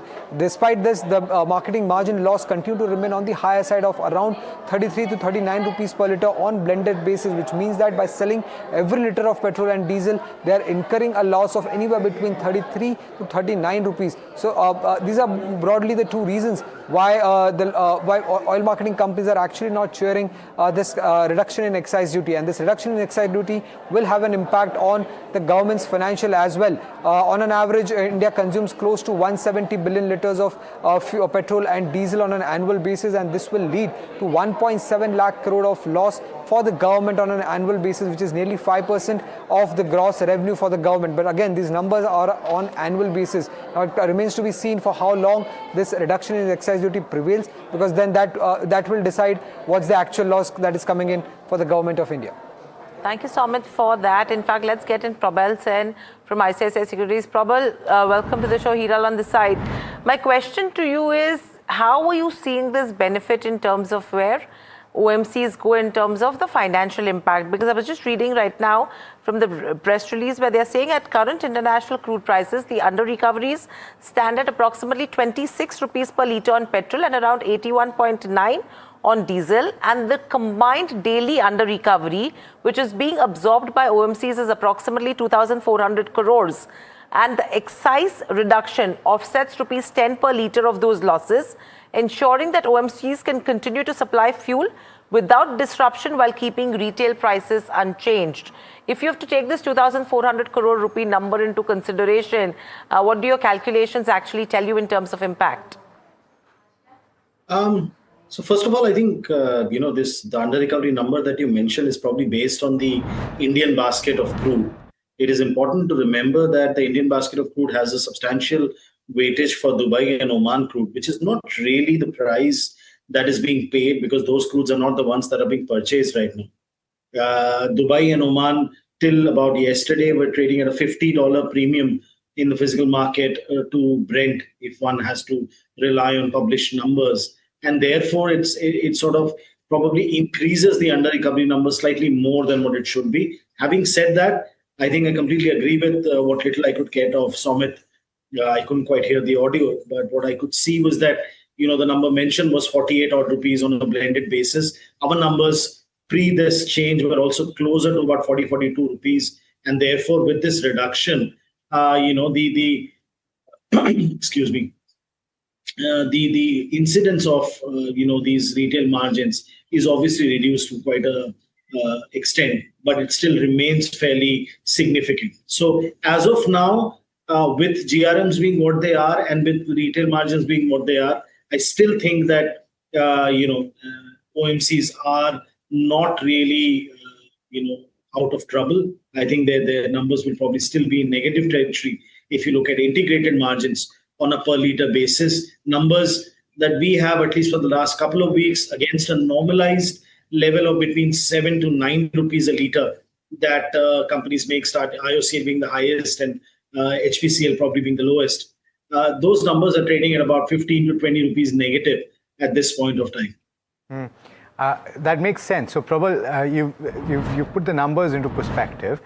My question then to you, and good afternoon, this is Alex here. My question is that in the price? Because the stocks started off with a spot of green, but I'm looking across the board and you have all three oil marketing companies, major ones, that are trading in the red. And so the street has obviously taken the similar view that you've just described, and you've described it very aptly. So is that in the price, in your opinion?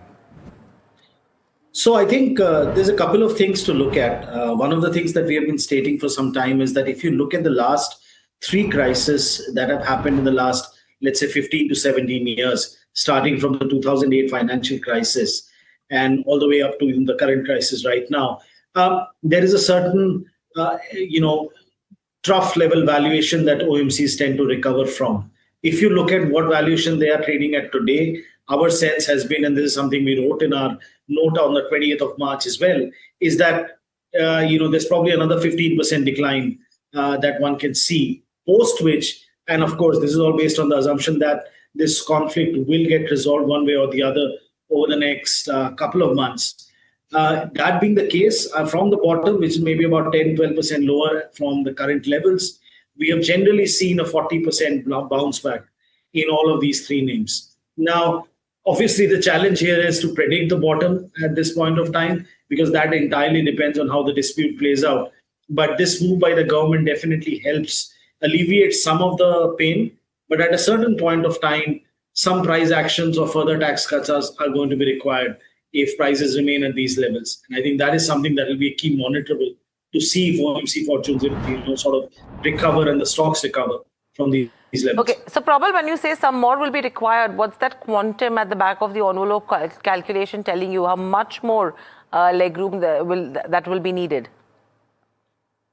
Right. So, every dollar increase in international prices, typically, if you have to keep margins at a constant level, is about a 50 paisa per liter change in the retail price, right?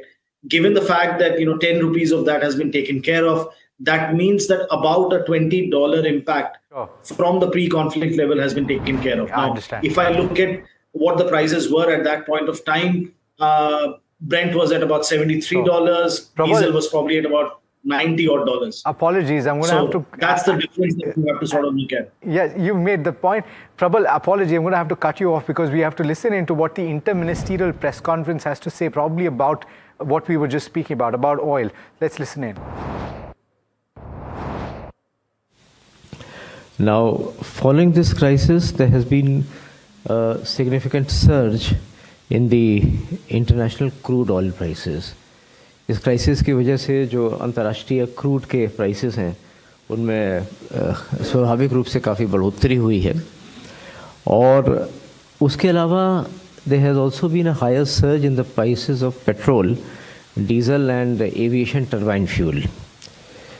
तो इससे हुआ क्या है कि this creates a market and it also creates an incentive for the refineries to be exporting at higher international prices. So the government's response on that has been a very calibrated response. And yesterday we came up with certain export duties in the form of special additional excise duty, SAED, and a road and infrastructure cess. Both these duties and cess have been imposed on the export of diesel and the aviation turbine fuel which has been imported from outside India. अगर मैं rate की बात करूं तो diesel पे 21.5% रुपए पर litre है और ATF पे 29.5 rupees per liter है. Now these duties on petrol are nil at present. So the duties which have been imposed on diesel and ATF. The duties on petrol are nil based upon the present crack margins.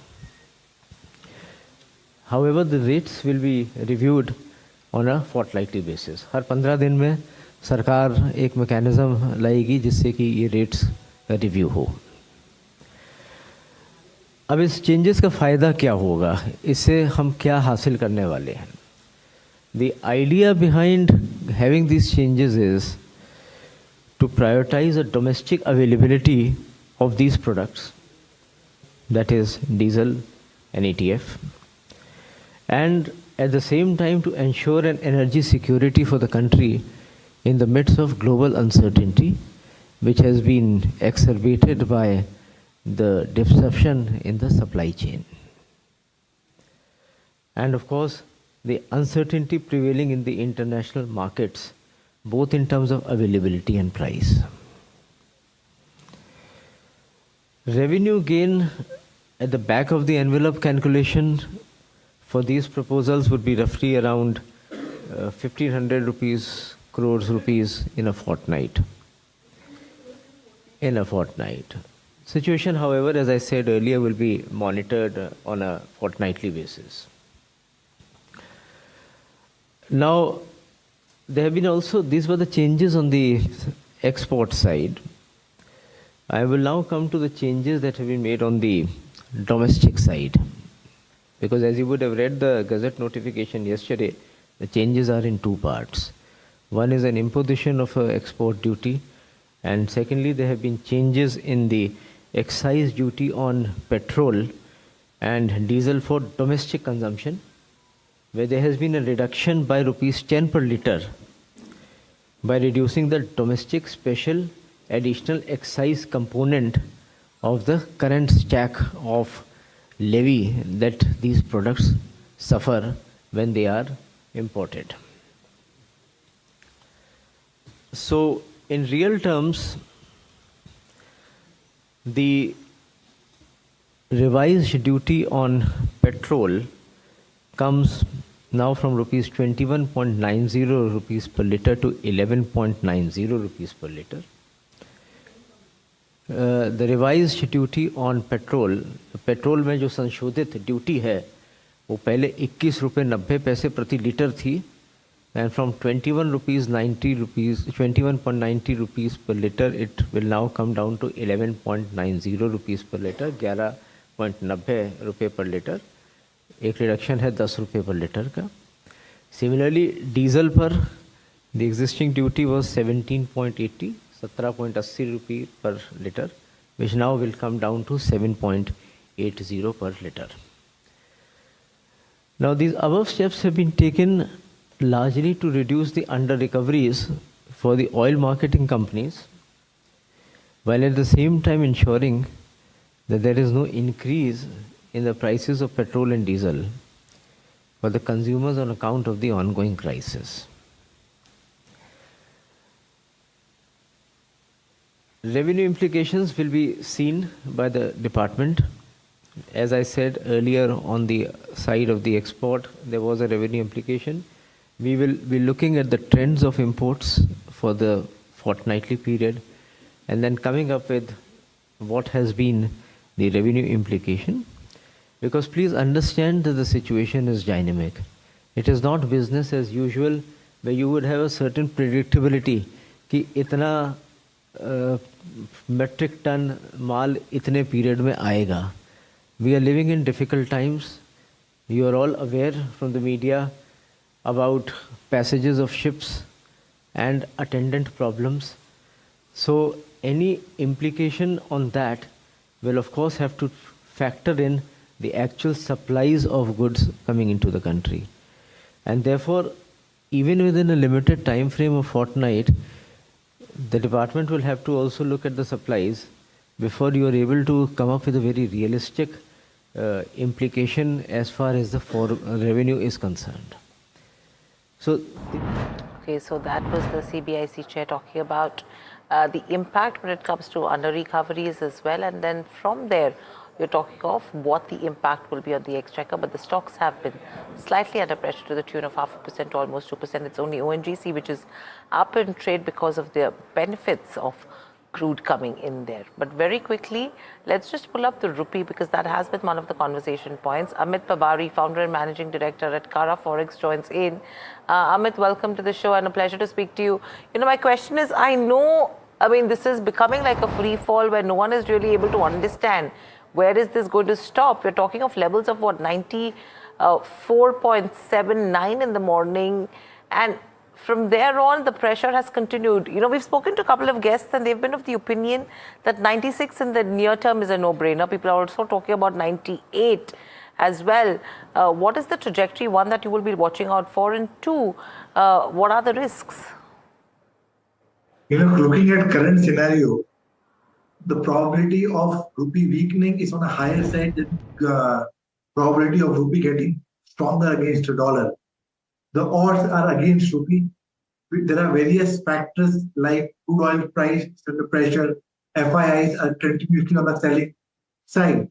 But in my last 20 years, I have observed that markets get bottom on a negative news and market get tops on a positive news. So probably, we are, psychologically, we are in the last leg of rupee getting weaker, and any positive news on de-escalation can make a swift move by 1.5 rupees on the appreciating side.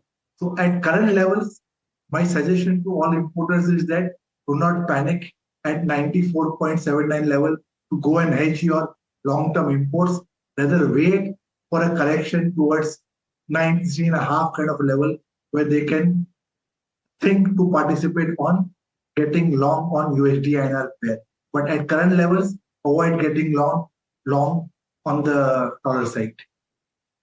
Okay, so therefore from that perspective, I'd like to ask also Amit about what you see the Reserve Bank of India's response being, because it's obviously operating currently in the currency market, and this is happening notwithstanding that action. And so therefore, how do you see the central bank reacting? So basically, if we see in last couple of years, they have been very clear with their stance that they are not going to protect any levels. They are only there to protect a volatility. Despite 13 billion rupee moving out of Indian equity market in 1.5 months, still, if we see the sharp depreciation what happened in 2008, 2013, rupee still manageable.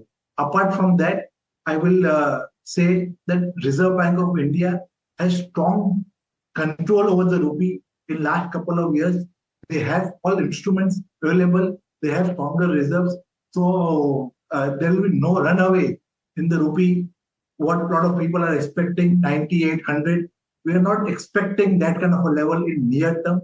So from here, we are expecting that if the war gets de-escalated and the broader theme, that dollar, de-dollarization theme is there in the market, they will prevail. And from here, the odds, the probability is that we will see a sharp appreciation of 1.5 rupees to 2 rupees kind of a scenario. Got it. Okay. All right. On that note, thanks so much for taking the time, and a pleasure speaking with you, Amit. Look forward to the next chat. Thank you. But to slip into a very quick break, we will continue to talk about the last few minutes of trade and maybe some trading strategies that you can employ heading into the end of the week and the start of next. Stay tuned.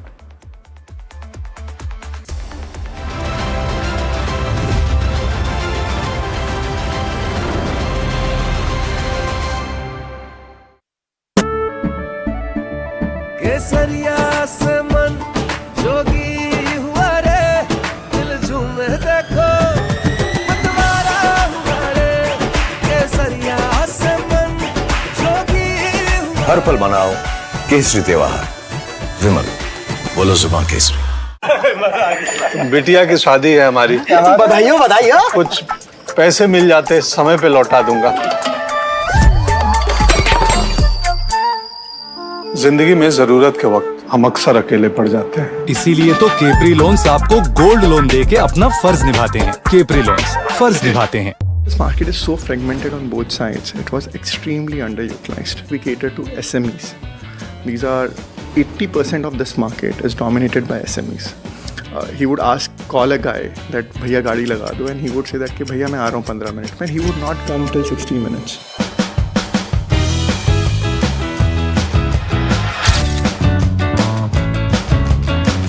IIT Kharagpur, bright future, can get a good job, got a couple of great jobs, and then decided that I want to start my own business. In JP Morgan, we were tracking US companies. We were inspired by Uber, wanted to do something of our own.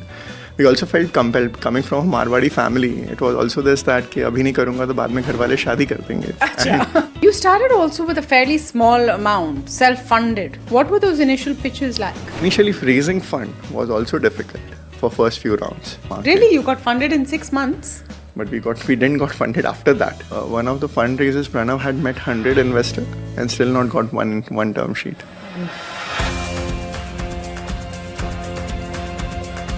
What happens with a business when it has also a significant retail customer focus is then you also get a lot of feedback. I usually start with my day where one or few of the emails would just say that you have ruined my life.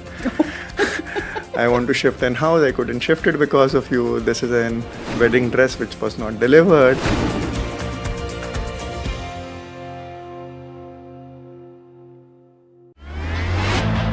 Technology, as you know, is rewriting jobs, expectations, it's rewriting culture, it's perhaps rewriting leadership itself. Today's what is called is triple T. Right. Technology, talent through transformation. I think it's an adoption of the technology which is all about mindset. There is a $200 billion industry which has already come up in AI, just in HR, and it's going to hit us like a tsunami.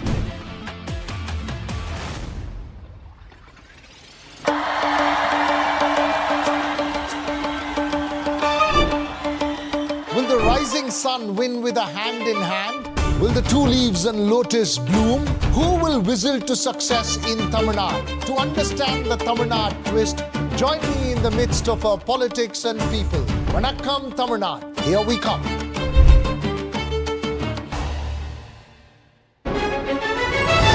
India, a land of story and resilience.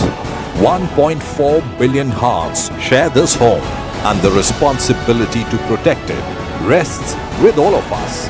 As India moves towards net zero, every step matters. Walk with us as we discover the people and ideas shaping a more sustainable India. India's Sustainability Mission, an initiative by NDTV. The fairways of Qutub Golf Course set the stage as the NDTV DP World PGTI returns for its 5th edition, from surgical iron play to composed putting on greens that run true. India's top pros.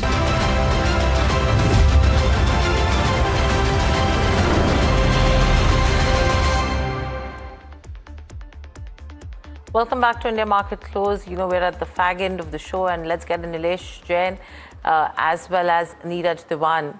Welcome to the show, gentlemen. You know, Neeraj, let me come to you first. A quick view in terms of the Nifty semi-annual rejig that's happening, because of which you're seeing some moves come in on a Bharti Airtel, Tata Motors, CV, Cummins India, Union Bank and HDFC AMC. If you pull up the intraday charts, you'll see that mild spike that's coming in all of these names. Whereas the ones which are seeing an outflow is ICICI Bank, Lombard, Info Edge, HDFC Bank and Havells. Intraday charts of these counters will help you understand what I'm talking about in this last hour of trade. That spike that's coming in on a Bharti Airtel, what's happening to a Tata Motors, CV, HDF, AMC and Union Bank of India. A quick view on these counters, specifically with the ones which are seeing an inflow, Neeraj. Yeah, good afternoon. Yes, you know, among the names that you mentioned, the ones which are seeing maximum order inflows, I think what is important would be that Tata Motors CV and Union Bank, these two have been doing well earlier also before this fall happened because of the war. I think these stocks generally look strong to me. I think these are, any dips in them are opportunities, and though today move in Bharti or some other, maybe because of the rejig, but you know, because of the market sentiment, you're not seeing that kind of a positive impact on the stock. But I think if someone is looking at medium to long term, I think these two really stand out among the lot. Bharti definitely is a portfolio stock, so everyone really must be holding it or likes to accumulate on all dips. But besides this, besides Bharti, Union Bank and Tata Motors CV look interesting too. Right. Okay, let me go to Nilesh. Nilesh, we're winding down. It's been a pretty tough session, but we're seeing a little bit of a bounce from the low point. Is that something that can be bought into, or would you stay on the sidelines? Very good afternoon, Alex. Good afternoon, Hital, and good afternoon, everyone. So, looking at the overall setup, Alex, I think the Nifty has continued the formation of a low top and low bottom. And looking at the VIX right now, where we have seen another spike of close to 8%, and it is at elevated level near about 27, is a cause of concern. And I would advise to buy the dip as of now till time we get any clarity on any sort of a reversal kind of a setup for the market. As of now, all the factors are going against the trend, and we can expect further downtick to continue in the market. As far as Nifty is concerned, we expect a move towards 22,600 to 22,500 on the lower side. So the recent low of 22,500 is likely to be tested going forward once again in the coming week. So it's advised to stay on a sideline and wait for some bit of clarity in terms of a trend reversal. But yes, as of now, going with the trend, any pullback is likely to get sold into. Okay. At the low point of the day for the Nifty 50, by the way, and so the bounce is for a few counters. Individual names as we're heading into the last 8 minutes of trade, is there anything that you would buy for a short trade?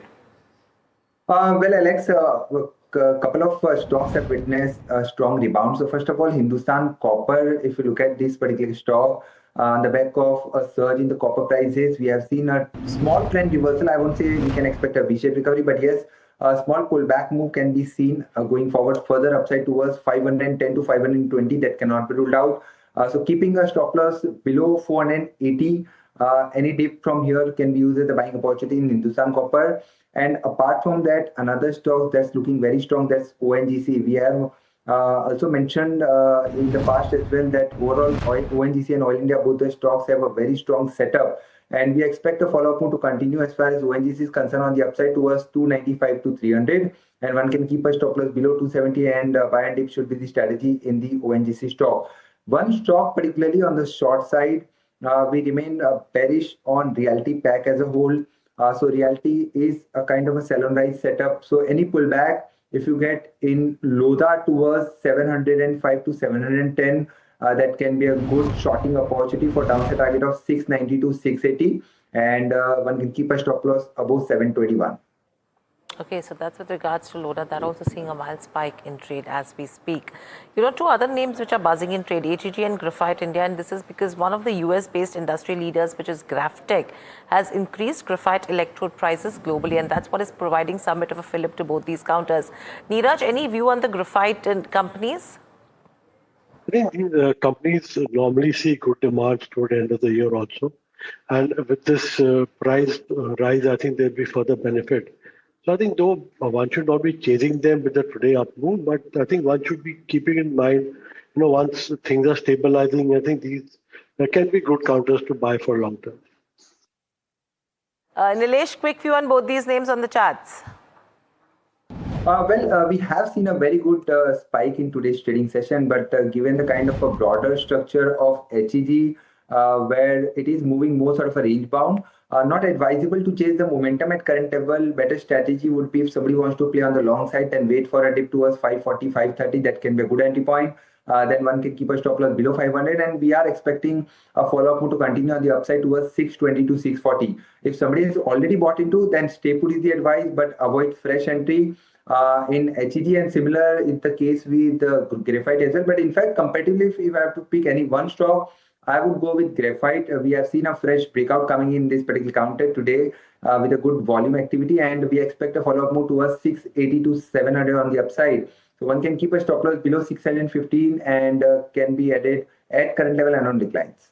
The way that the Nifty Bank is capitulating in trade today, 2.7, nearly 3% down, Neeraj, it seems like it is almost a call that there will be monetary policy hikes down the road, and that's negative at this point, right? Would you say that this is an opportunity and that it's a little overdone, or would you not? See, actually, the situation right now, the way it is panning, it is not good for the Indian economy. So the thing is that whether this continues for a longer time, the crude prices and the war, or it's going to stop in the next 1 week, 10 days. If it's going to stop in 1 week, 10 days, then maybe, yes, it is overdone. But if it's going to continue for a longer time, it can have a medium to long-term impact on the economy. Then you can have a couple of quarters of slowdown, inflation going up, maybe interest rate going up not in the next meeting, maybe in the following meeting. So no, it is very difficult to say the bottom is there or not. I think one should keep a watch on how the situation is panning on the war front and on the crude prices, and then take a call. So they should not be in a hurry to get into a trade or get into an investment right now, but one should definitely have the shopping basket ready and wait for any cues from what is happening from the war front. Okay, yeah, that's a fair point. Just a quick last question. So do you have your shopping basket ready, and what's on the top of the list for you? So basically, I feel that energy companies which are into, renewable energy, or companies which have their backward integration, coal mines, I think those are kind of companies which should get a lot of demand going ahead. Then besides that, pharma, IT is one place where, I'm looking at opportunities, because I think once this thing is over, I think they can again start the uptrend. And IT, definitely, I'll have a look at the post result con calls, hear them, and then make a call on these companies. And specifically infrastructure, if you divide into certain water infrastructure or defense companies, these are where I think there are opportunities one can look at. Interesting names. Thank you, Neeraj. Thank you, Nilesh, for joining in. Always a pleasure to speak to both of you as well. But clearly, we've ended nearly at the day's lowest levels, Alex, 22,804. Luckily, we've not broken that 22,800 mark. Yeah, still a minute to go. Yeah, still a minute to go. But I think 22,820 is where we are at. 22,804 was the intraday low, but nearly at the day's lows with cuts of 2% coming in there. Let's just pull up the Bank Nifty intraday chart as well, because nearly that's 3%. where the pressure built in. There you go. I mean, a mild recovery from the day's lowest levels is what I would say, 50 points, but 2.7% downtick coming in there. I think components and contributors is going to be important. Yeah, certainly. For the Nifty 50, right? Look at the contributors list, and you will see that Reliance Industries right there. It's the third biggest loser. State Bank of India, 4.2%. You will see HDFC Bank right here on the bottom list, 3% or thereabouts.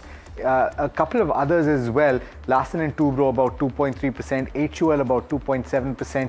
These are all heavyweight companies. So if about 30-40% of your benchmark Nifty 50 is losing over 3% each, with Reliance Industries right at the bottom, close to 5%, it's bound to be a bad day. And look at ONGC. If you just put up an intraday chart of ONGC, that will tell you that good recovery that's come in on that counter. It wasn't seeing gains of 400, almost at the day's highest levels. It's cooled off, but good gains coming in there. Bharti Airtel was another one. Tata Motors was another one which actually saw those inflows coming in on the back of the Nifty rejig, and we did see that spike. So that's the reason why I'm pulling, but it's cooled off as well, right? So interesting moves that we've seen in terms of where the markets go. And if you look at the broader markets as well very quickly, I think Alex will be able to take us through what's happening there. Yeah, certainly. In fact, let's look at the mid-cap index once we close, and we're just 2 seconds away.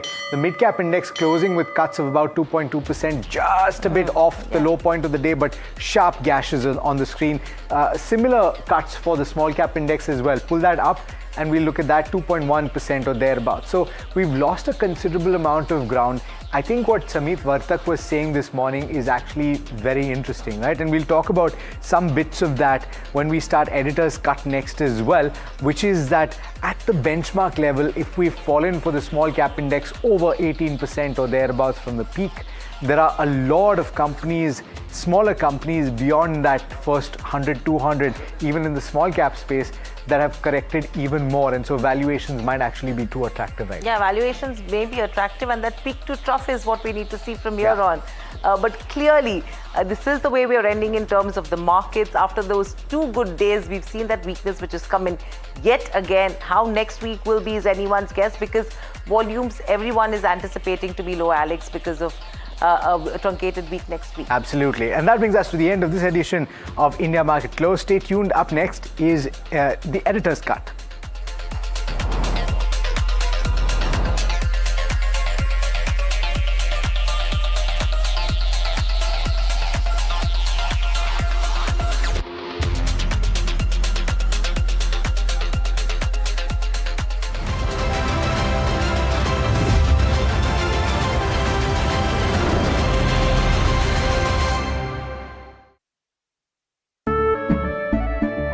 केसरिया से मन जोगी हुआ रे दिल झूमे देखो मतवारा हुआ रे केसरिया से मन जोगी हुआ हर पल मनाओ केसरी त्योहार विमल बोलो जुबान Kesari.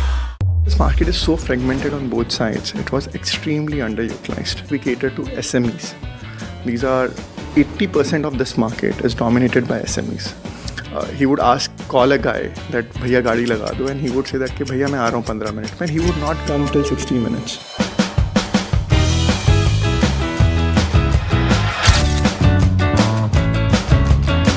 IIT Kharagpur, bright future, can get a good job, got a couple of great jobs, and then decided that I want to start my own business. In JP Morgan, we were tracking US companies. We were inspired by Uber, wanted to do something of our own.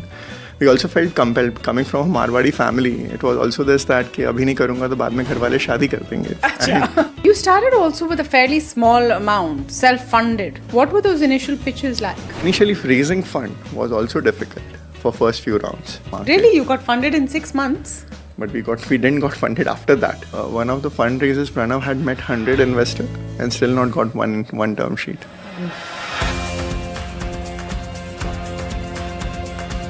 What happens with a business when it has also a significant retail customer focus is then you also get a lot of feedback.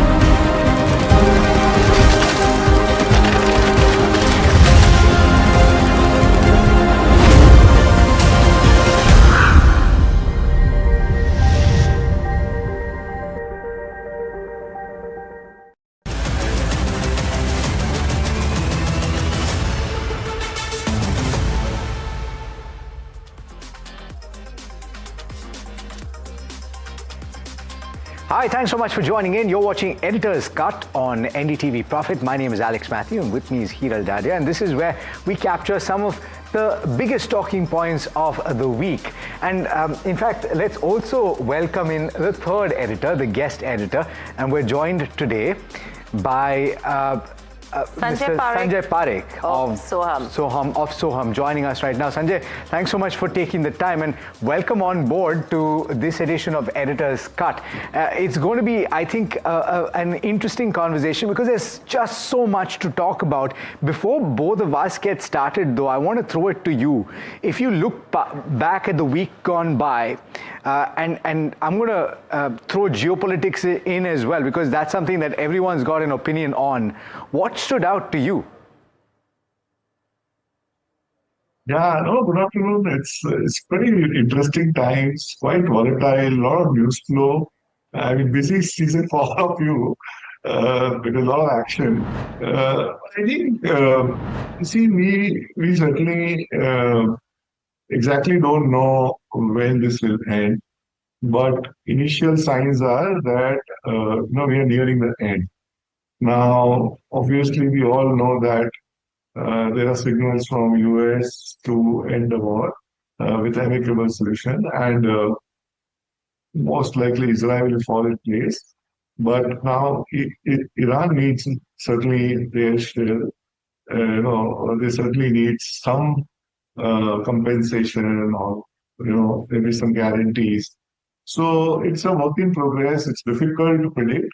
But the pressure, at least on the economic side, is so high, and the disruptions are so high that all the stakeholders world over will try to resolve it. And at least history suggests that these are not issues which are, if the inclination is there will be a solution. Today, it's not clear. But at least we believe that we are towards the resolution soon. Whether it's 10 days, 15 days, it's difficult to predict. In the interim, there's quite a bit of disruption that has to be. Yeah, I mean, there's a lot of disruption, and what I would want to add over here is from where this entire escalation has started, according to me, the reasons for the escalation were very different. And now, what everyone is talking about is who will actually own the Strait of Hormuz, okay? And who will actually be allowed to get the rights of the Strait of Hormuz, which was never the question in the past, before the entire war scenario started. So now that's become the talking point. And the question is, how many more weeks of pain? Because it's trickling down to a lot of sectors, Alex and Sanjay, if I may put it through, where I don't think so any direct or indirect sector is spared. You talk about a textile manufacturer, you talk about someone who's in the diamond industry, you talk about anyone, you know, from a common man to someone in any of the industries is seeing some bit of an impact. I think that is a strategy that is currently being employed. And we spoke with a geopolitical expert just a short while back, and he put it well. It's a war of attrition that is currently being fought by Iran, and ultimately it is holding the Strait of Hormuz hostage, and as a result of which the entire world practically is clamoring for an end to a conflict that nobody really wanted. So you have a situation where both domestically for Donald Trump, even though he's putting a brave face of it, and he's always done that, he's facing incredible pressure from his electorate and from the Republican Party, though they have stood behind him all this while, and significant political pressure on the opposite side as well. They're heading into midterm elections, so it's a fraught time politically for him. Correct. He's actually lost quite a bit in the way of approval ratings, whereas in the past, several presidents have gained after wars. That is the opposite of what has happened right now. So all Iran has to do at this stage is to hold strong and to prevent a decision being made immediately. And the longer this conflict goes on, the more chances they have of getting what they want.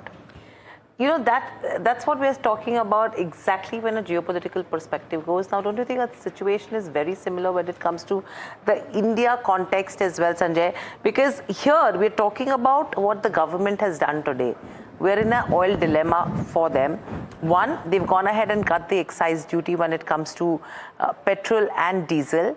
And clearly, when you're talking about the cut that has happened so far as well, it's going to clearly benefit the oil marketing companies to some extent, not 100%, but the kind of impact that the exchequer is going to take, that is the key question, because your fisc gets impacted from one point.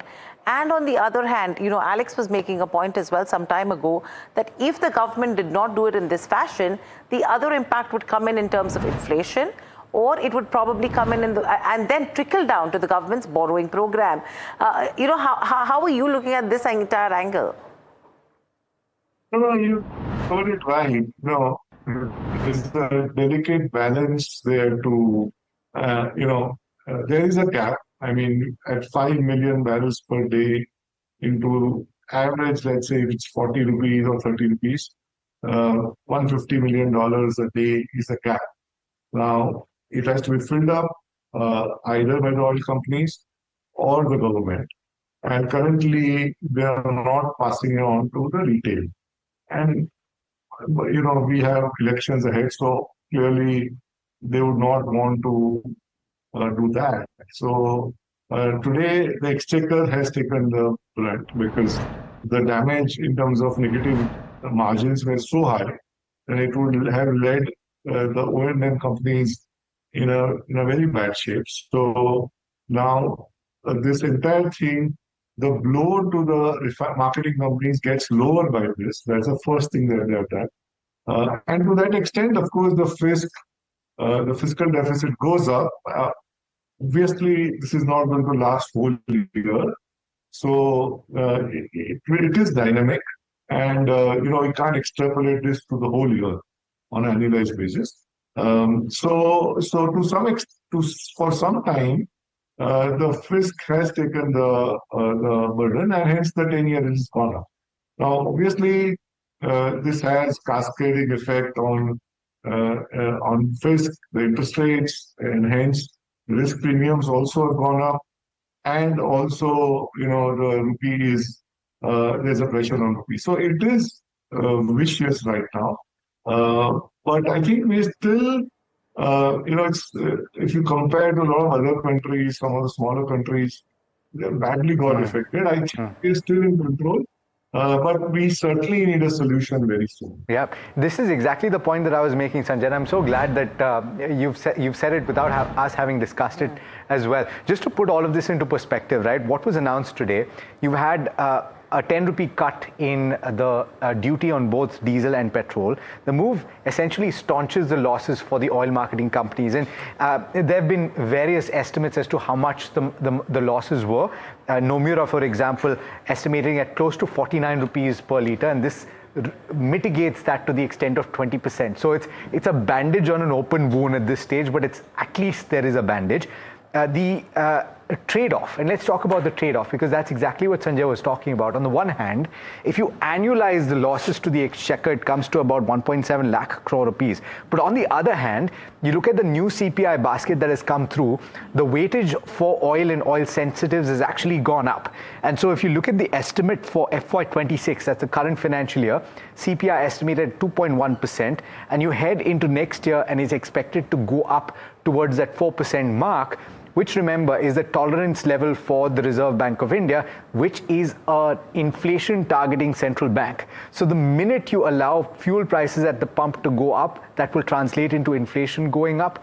And the minute you go past that 5%, 5.5%, 6% mark, the RBI is going to have to be forced to come in and increase interest rates, which is a problem for the fisc as well, because borrowing costs for the government go up, and not just the government, also the state government. Remember, the finances of the state governments are not as strong as the central government, and the borrowing programs have been problematic. So the question I have, Alex, over here is, now that the government has chosen a different route, right? They have not really let the inflation side of it get impacted. What happens at the RBI monetary policy, which is just slated 8 or 10 days from now, right? Does this give them enough room to not really do anything and stay status quo? Or, I mean, with this kind of a scenario, so everyone was expecting that probably they will have to move out of their comfort zone and take a hike. What happens then is the question. I think that's going to be a critical question to ask, whether or not the projections for both inflation and growth change. Because remember, the last time around when the monetary policy review happened by the Monetary Policy Committee, there was a change both in the series for GDP as well as for inflation. And so none of the estimates for the full year for FY27 were changed. They were cautious on that regard. And so much has happened between the last monetary policy and the next one, which is just a couple of weeks or I think 4th and 6th of April. So it's just a few days away. And so therefore there's a lot to unpack. But I think more than anything else, it's going to be the rupee that has to be spoken about, because even today at the close, we were at 94.8. And Sanjay, I wonder if you ever contemplated over the course of the last 6 months or so, whether you had contemplated 94.8 and close to 95 for the rupee, and what you think the implications of that are. Because for importers, and particularly for companies that are buying crude as well, for gold, for various other assets that come into play, we're going to ultimately be paying the price for all of that. So, very relevant point. But Alex, if you permit me, I'll cover the RBI. Yeah. You know, you did mention about RBI's actions, and I really believe that, you know, they will give some space, you know, they will not, and it is 4 plus or minus 2%, and we can even overshoot on the upside. But I really believe that our RBI governor and the whole team is very progressive, and they do understand that these are cyclical shocks and not secular issues. And they do differentiate between them. So say they may see through it for a while, not very long. And if the inflation is sticky and longer, they certainly will move towards raising rates or you know, any actions towards that. But I think it will be too early for them to do anything in the current policy. That's what I think. On the currency, what you said is, you know, we have the whole math is known. You know, the gap that we need to fill up is through the crude going up, crude shooting up, and it does have an impact. It does have an issue on the overall reserves, and hence, you know, RBI also at a point would not be aggressive, knowing the trend to support rupee. And that is what I think is happening, and it's allowing the natural way where it settles. And that's the right thing to do. Instead of unnecessarily trying to support rupee and use all the reserves, let the market takes its own stand. And if it gets excessive, they may intervene. You know, no, Alex, I'm going to come in. No, I'm going to come in. Just one line. It's like throwing, it's like using a bucket to throw water at a forest fire, right, Sanjay? So there's no point after. Yeah, after you know what? From what Sanjay is saying as well, I want to take this segue into what's happening in the equity markets, right? And one sector which actually becomes a beneficiary over here is IT. Now, again, a lot of conversations happening with regards to IT where people have been of the opinion that AI is going to come in as a disruption, and hence people are not really seeing that kind of value in IT. But when you talk about valuations, they are way cheaper right now. So when you're talking about IT as a sector, Rupee, yes, a tailwind with where it is. AI may be a tailwind, may not be a tailwind for some. That's the question. I'm sure Alex will have his inputs here as well. But Sanjay, anything that you would want to look at if you have to take a segue from the Rupee to IT as a sector? And you have a couple of, CIOs, fund managers who are talking about pharma as the new IT. So, at least we don't want to maneuver or change just for an event which we don't know how long it will last. So that's our stand. We will do a little bit of pivot, but no major changes that we want to do in our portfolio, assuming that this is going to last for the next 12 months. Because let's say you go overweight on a particular sector at a point, and let's say IT in this case, where clearly there are headwinds of AI. And even the overall decision-making process can slow down because of this uncertainty. And then you have a tailwind of one-off, rupee depreciation-led advantage, which obviously the clients are not going to allow you to keep it for very long. So with that, at least we don't think, outlook changes. If at all, yes, there could be a pop for maybe 5-10%, or in relative terms, it does well. Which is good at a point, but I don't think there's a secular change that we are seeing there. So that's there. On the pharma, yes, it is less affected, selectively, but the supply chain disruption can happen there as well. The shipping rates have gone up, the procurement of raw material. We will get to know a little later for the fourth quarter what are the bottlenecks. And then, of course, yesterday in the Trump statements, he did talk about drug prices coming down and he doing more of it. So you don't know, right? Someday even they'll clamp on those things as well as the midterms come. So it is volatile. And as I said, that's why what we are doing is not changing strategy significantly from our original stand of domestic overweight, global underweight. And it has worked well for us, and we will continue with that. Okay, all right. I just want to make a point, and Sanjay, Hiral, please weigh in on this. And this is a piece that I got through from a private equity firm, Thoma Bravo. This is from a report that they did, and they're talking about artificial intelligence, and they're saying with regard to software, the disruption is not uniform across the board. And the point that they're making is, and there's a very nice graphic that they've used to represent this, is that those that have generalist knowledge, that are simple or low stakes workflow, that have higher tolerance for mistakes, low cost of failure, are more likely to be disrupted. On the other end, you have deep and specialized domain expertise, you have complex and critical workflow, you have embedded platforms and high cost of failure, as well as stringent regulation and compliance requirements. These are places where it's less likely to be disrupted. And just going to the conversations that we've had with some of the smaller software companies in the recent past, they're already seeing changes in the way that they're conducting their contracts and executing the business that they're doing, in that they have lesser number of people working per project, so they're able to take more projects on. That's possibly going to lead to a higher top line growth, and they're being more productive.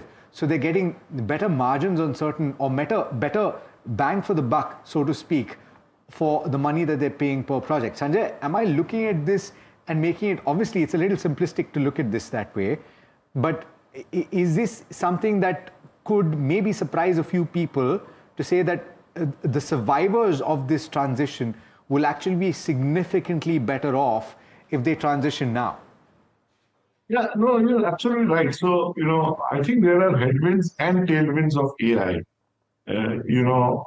clearly, the number of software professionals you need is significantly less. You can have more of automation. You can definitely use AI intensely, and some of these larger companies like Infosys already have been using Cobalt and have already all the platforms in place. But at the same time, there will be a need. I mean, AI will definitely cannibalize revenues, and some of them are quantified as well that it could be 2% impact per annum for the next few years. So the point is that if they were to normally grow at 6-7%, because of AI, if the revenue growth were to be less, let's say 3-4%, then that's what market has done, from taking them from 22 times 1 year forward to now 15-16 times 1 year forward. So we believe the downside may be limited, but there is value in it. But whether we're going to have a secular run up is, I think, where each of the companies, as you mentioned, some of them will adapt it very well and come out to be winners, and some of them will really badly get affected who don't adapt to the new environment. I mean, this is something that we'll have to figure out in terms of what happens when you talk about the AI play. But the other thing is the kind of downgrades that have come in, Alex, in the course of time, from a Goldman Sachs to, if I'm not mistaken, HSBC, multiple brokerages have gone ahead. There was one more. Multiple of them, Nomura, all of them have cut their target in terms of Nifty 50 in that range of 5 to 15%. Now, with this target cut on Nifty 50, and the opportunities that could come in, my question is it that earnings will be downgraded from here on? Maybe not in the near term, but from a longer term perspective, there will be earnings downgrade that comes in, because if that is going to happen, that's when you will see it reflect on what your expectation for Nifty 50 is. And two, the safe haven play again becomes your large caps, which is your Nifty 50 company, versus your broader markets. I don't know from where are people really going to find opportunities. Is it going to be the broader markets, or is it going to be the large cap space, because that's going to be a better safe haven within the equity spectrum, comparing it to your broader markets? So it's a fair question. I personally am of the opinion that you should be utilizing this time to build for the long term. It's a period of significant disruption, and you're getting a lot of good companies at a very attractive price. Let's get Sanjay to weigh in. Sanjay, your thoughts? In fact, I totally get that. So we have the same strategy. Our portfolio positioning is at least always 70% will be large cap. We've increased our large cap from 73-74% to now 79%. And some of the bottom-up opportunities are phenomenal. So we are telling our clients, we are ourselves investing gradually, because these are the times when we genuinely believe that slowly and steadily you need to invest into, in our case, in our own funds, and then look for within the fund, look for opportunities where there's amazing opportunities in large caps. So it could be financials, it could be telecom, it could be even the largest conglomerate. You're getting really things at very reasonable valuation within Nifty.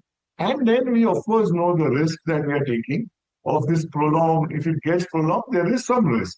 So what we are telling our clients is slowly and steadily build your positions. Don't use all your ammunition at one go. But this is the time to invest, because we genuinely believe this is not going to last beyond maybe maximum the next 1 month, and because we need to have a framework, and that's the framework we have. That there will be a solution within a month or maybe earlier, and then we'll go back to normal, and then earnings disruption in that case will not be too large, and even if we take some lower earnings. Assuming 27-28 will get normal. Next year earnings for Nifty was before the war was 1270. Let's say even if you go to 1220, 1220, 1230, and next year we end at 1400, and things get stabilized, then we still see a good upside. And this is then the opportunity to, in hindsight, it will look like a very big missed opportunity. Yeah. As they say, the wisdom of retrospect is flawless. Sanjay, on that note, thank you so much for taking the time. Pleasure having you. And I think that brings us to the end of this edition of the Editor's Cut. It's been an absolute pleasure. On behalf of Hiral, myself, and the team that put this show together, thank you so much for watching. And do stay tuned. This is NDTV Profit.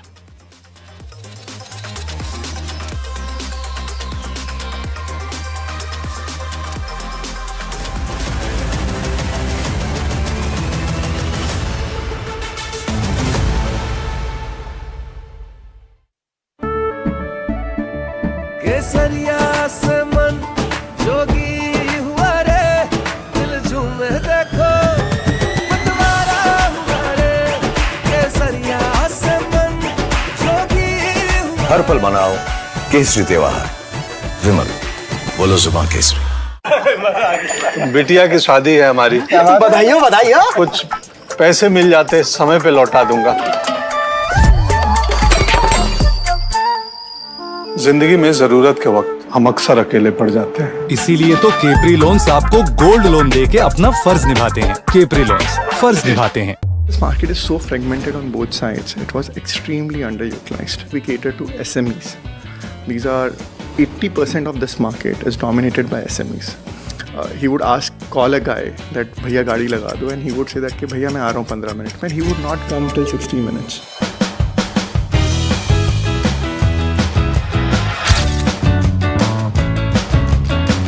IIT Kharagpur, bright future, can get a good job, got a couple of great jobs, and then decided that I want to start my own business. In JP Morgan, we were tracking US companies. We were inspired by Uber, wanted to do something of our own. We also felt compelled, coming from a Marwadi family, it was also this that कि अभी नहीं करूँगा तो बाद में घर वाले शादी कर देंगे. You started also with a fairly small amount, self-funded. What were those initial pitches like? Initially, raising fund was also difficult for first few rounds. Really? You got funded in 6 months? But we didn't got funded after that. One of the fundraisers, Pranav, had met 100 investors and still not got one term sheet.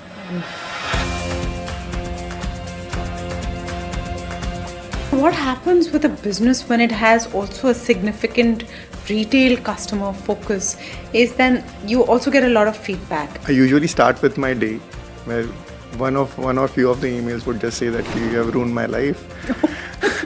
I want to shift in house, I couldn't shift it because of you. This is a wedding dress which was not delivered.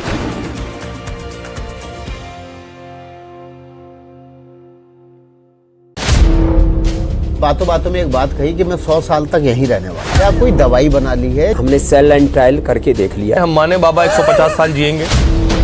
एक और wrestler है जो आपको कहता है मिलावट खोरों के सम्राट। हाँ। मैं ब्रजभूषण शरण सिंह की बात कर रहा हूँ। इस प्रश्न को डिलीट कर दीजिए। आप उन पर बोलना नहीं चाहते? No comment. सुप्रीम कोर्ट ने आपके विज्ञापनों को भ्रामक बताया, आपने माफी मांगी। झूठी बात, कोई माफी नहीं मांगी, मैं बैठा हूँ ना यहाँ पर।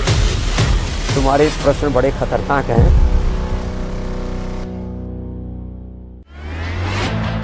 Technology, as you know, is rewriting jobs, expectations, it's rewriting culture, it's perhaps rewriting leadership itself. Today's what is called Market ends lower for fifth consecutive week with Nifty and Sensex ending over 1% in the red.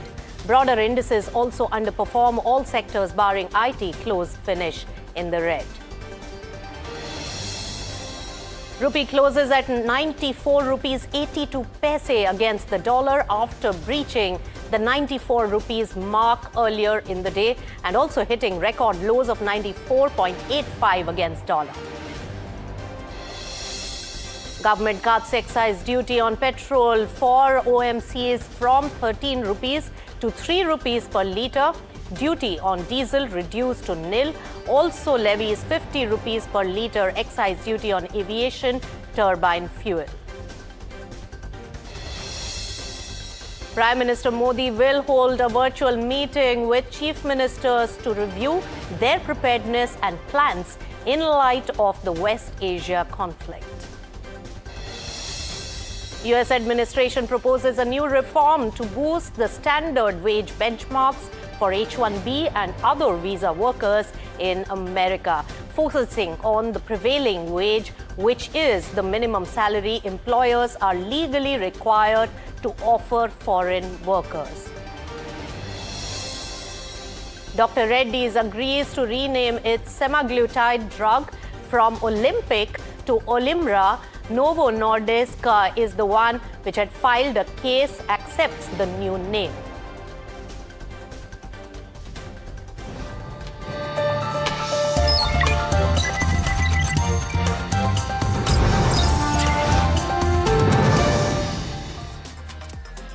Hello and welcome. You have joined us on Profit 360. I'm Nisha Podar. Let's take you through the top story that we are tracking today. Well, markets see a sharp selling pressure today with benchmarks really snapping their two-day winning streak. Nifty ending over 2% lower and Sensex fell as much as 2.2% to 73,621 mark. Now, the broader markets, they mirrored the weakness as well. Let's take it across to my colleague Jasmeet, who has a detailed report on the market action in the week gone by. Jasmeet. Nifty ends in red in today's trade. It snaps its two-day of gaining streak. If you look at the weekly picture, Nifty ends in red this week, down about 1%, while Nifty closes in red for the fifth consecutive week in a row, showing the extended pressure in it. While further, BEL and Trend are the top losers of Nifty in this particular week, down about 5%. The broader market ends in red as well, reflecting the Nifty 50. While in terms of Nifty Midcap 150, they are down about 1.5%. And top losers in Midcap 150, we have stocks like IDBI Bank and Gujarat Gas, both the top losers in Nifty Midcap 150, down about 11% in today's trade, while Nifty Midcap 150 closes in red for the fifth consecutive week in the row. Now, in terms of small cap 250, even that ends in red, closes almost 1% lower in this particular week, while First Cry and Chennai Petro are the top lowers in Nifty small cap 250, both down over 10%. All sectors see the extended pressure and end in red in this week, while the Nifty IT was the only sector in green. In terms of Nifty India Defence, it becomes the most losing sector, closes 4% down. While Nifty India Defence ends in red for the third week in a row, while GRSE and BDL loses the most in Nifty India Defence this week. While in terms of the overall performance of these two stocks, they were down about 9%. While in terms of Nifty IT, it becomes the only gaining sector in this week, while Nifty IT gains for the second week in a row and gains about 1% in the particular week. Now, in terms of the top gainers, we have Coforge and Oracle Financial Services in Nifty IT, both up about 5%. While lowest weekly close of Nifty FMCG since April 2026 was marked in this week, while lowest Nifty closing for Nifty Realty since November 2023. All in all, we do see pressure in the market amid the global uncertainties. All right, Jasmeet, thanks so much for that roundup of the market action. Let's also get an expert opinion coming in on the market. Samir Vartak of Sage One says that India's macro story remains resilient with deleveraged corporates really offering a key cushion. Let's listen in. I think right now what the actions the government probably is taking, these are all short-term, maybe just trying to heal the small wounds. I think the longer term, it's more of taking away the pain from the oil marketing companies and having that transferred to the consumer to its own balance sheet, right? But someone has to pay for it. So it will definitely impact the fiscal, the trade deficit, and will have some impact on the currency. These kind of events, do create short-term opportunities. As an investor, my job is to find bottom-up opportunity. One of the biggest advantages that India has right now is that almost the entire corporate world is deleveraged. We are not facing at a corporate level any kind of a stress on the balance sheet. Government probably would ease, maybe foreign capital coming in. All right, so that was the word coming in on the markets. But remember, more than the equities market, the bigger worry has really come in from the money market today with Rupee, which really closed at 94 rupees 82 paise against the dollar, after falling to a record low today of a worrying level. Remember, very close to 95. So 94.85 is the lowest record low that Rupee has hit today. Rupee has breached the 94 mark for the first time. And persistent global volatility is one factor, elevated crude price is another, and also continued foreign fund outflows are keeping the pressure on the currency, with the energy shock from the ongoing Middle East tensions really adding to the downside risk. So Rupee coming very close to the 95 to $1 mark, which is a worrying number, remember. Now let's focus on the one factor which is really playing truant when it comes to our equity as well as the money market. We're talking about crude, and the crude prices, they remain elevated with Brent holding above the $109 to $10 per barrel zone, while the WTI crude is hovering in the 95 to 97 per barrel range. Now keeping oil firmly elevated amidst the ongoing geopolitical tension is a big worry, and markets are really factoring in the potential disruptions around key oil routes, keeping sentiment volatile and also the prices supported. So that's a big worry and a factor really coming in. But rising crude volatility really continues to keep pressure on oil marketing companies in India, with concerns around input costs and margins still in the play. Here's ICICI Securities' Prabal Sen with his assessment of this particular factor. It is important to remember that the Indian basket of crude has a substantial weightage for Dubai and Oman crude, which is not really the price that is being paid, because those crudes are not the ones that are being purchased right now. Dubai and Oman, till about yesterday, were trading at a $50 premium in the physical market to Brent, if one has to rely on published numbers. And therefore, it sort of probably increases the under recovery number slightly more than what it should be. Incidence of these retail margins is obviously reduced to quite a extent, but it still remains fairly significant. So as of now, with GRMs being what they are and with retail margins being what they are, I still think that OMCs are not really out of trouble. And amid the Middle East war, well, the government has today revised its fuel duty structure. Government has cut the special additional excise duty on petrol to Rupee 3 per litre, and also scrapped it entirely on diesel for the oil marketing companies. Now, the Petroleum Minister Hardeep Singh Puri said that the government chose to absorb the fiscal hit to protect the consumers and also reduce the losses faced by oil marketing companies. In fact, the Finance Minister, Nirmala Sitharaman, has said that the move aims to ensure uninterrupted fuel supply in the country. Listen in to what she had to say on the excise duty cut. विदेश में market में दाम बढ़ रही है crude का, उसके कारण पेट्रोल और डीजल का, एटीएफ का।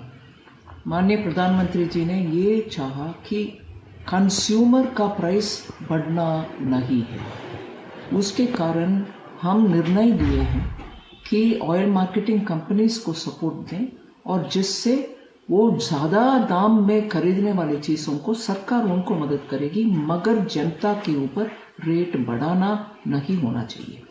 दूसरा, बड़ा दाम विदेश में बढ़ रही है, उसके कारण ऑयल मार्केटिंग कंपनीज खरीदना रोकें। ये से हालत ना हो, वो फिर भी खरीदें, फिर भी ले आएं, और हमारे जनता को समय समय पर सही क्वांटिटी जितना भी मिलना चाहिए उतना मिलने का इंतज़ाम करें। इसीलिए आज इस निर्णय के कारण सप्लाई कमी नहीं होगा, सप्लाई में, अवेलेबिलिटी में कमी ना होगा, जनता को डीजल भी, पेट्रोल भी, क्रूड भी मिलेगा। All right, constant assurances really coming in from government that there is enough supply of fuel in the country. Now, and in an inter-ministerial briefing today, and that's also we are tracking daily, the government highlighted the reduced special additional excise duty on petrol and diesel to really bring relief to the oil companies. In fact, government says that the revenue gain would be around 1,500 crore rupees in a fortnight, 7,000 loss in fortnight. Listen in. The revised duty on petrol comes now from rupees 21.90 rupees per litre to 11.90 rupees per litre. Similarly, diesel per, the existing duty was 17.80, 17.80 rupee per litre, which now will come down to 7.80 per litre. Now, these above steps have been taken largely to reduce the under recoveries for the oil marketing companies, while at the same time ensuring that there is no increase in the prices of petrol and diesel for the consumers on account of the ongoing crisis. Revenue implications will be seen by the department. As I said earlier, on the side of the export, there was a revenue implication. We will be looking at the trends of imports for the fortnightly period and then coming up with what has been the revenue implication. All right, this particular move by the government is expected to ease the financial pressure on the OMCs or oil marketing companies. My colleague Ritu spoke to citizens in Bengaluru about government's decision to really cut the excise duty on fuel. Take a look at this particular report. Amid the tensions that are escalating in the Middle East, there was quite a fear in India as well about the petrol and the diesel prices going high as well. But of course, as a relief that the central government has cut off the excise duty for the petrol by 3 and for the diesel as in nil to ensure this, of course, is for the OMCs. But this is also somewhere is seen as a relief for the consumers as well, for the common man as well. We are right now in one of the petrol bunks here in Bengaluru where the customers are all queuing up as well. We'll try and have a word with them as well. Sir, the petrol, you see the excise duty for the petrol or for that matter the diesel has been cut off by the central government on the OMCs to ensure that it does not further burden the common man. How do you see this as a relief, sir, at this point in time? It's actually too problem for us, but it's okay now. We are getting now, but after few days it will not. So you're somewhere happy about you will not have to give more amount going forward for the petrol or the diesel, you mean? Yeah. All right. So of course you see the consumers here in Bengaluru as well are quite happy about the fact that how that the prices have got reduced as well. We'll try and speak to the other customers as well. Sir, OMCs के लिए excise duty cut off किया गया है petrol और diesel के लिए ताकि आम जनता को ज़्यादा भार ना हो इसके लिए, तो आपको किस तरीके से रिलीफ दिख रहा है क्योंकि आप स्विगी के लिए रात और दिन तो काम करते ही है? नहीं, हमने तो पेट्रोल तो मिल रहा है इधर पे बेंगलोर में, तो पर वो दाम जो है ज़्यादा अभी नहीं बढ़ेंगे क्योंकि OMCs के लिए उन्होंने एक रिलीफ लाया है सेंट्रल गवर्नमेंट, तो आपको किस तरीके से लगता है कि ये ज़्यादा इम्पोर्टेंट भी था क्योंकि हमें फिर ज़्यादा नहीं देना पड़ेगा, सेविंग थोड़ी एटलीस्ट बचेगी? वो तो क्या भी नहीं, परवाह नहीं, चल रहा है अभी तो। All right, you see the customers of course here in Bengaluru also are quite happy in a way that and are welcoming this move of the central government as well, that this is further not going to burden the common man, the customers as well with what that the central government has decided for the OMCs. All right, so the big story that we are really discussing today is the government really reducing the additional excise duty on both petrol as well as diesel, which not just impacts the oil marketing companies, but even the citizens of the country because it gets passed on. And the escalation in the crude oil prices, the fuel prices going up because of the Middle Eastern war do not impact the citizens of the country and the oil marketing companies as well.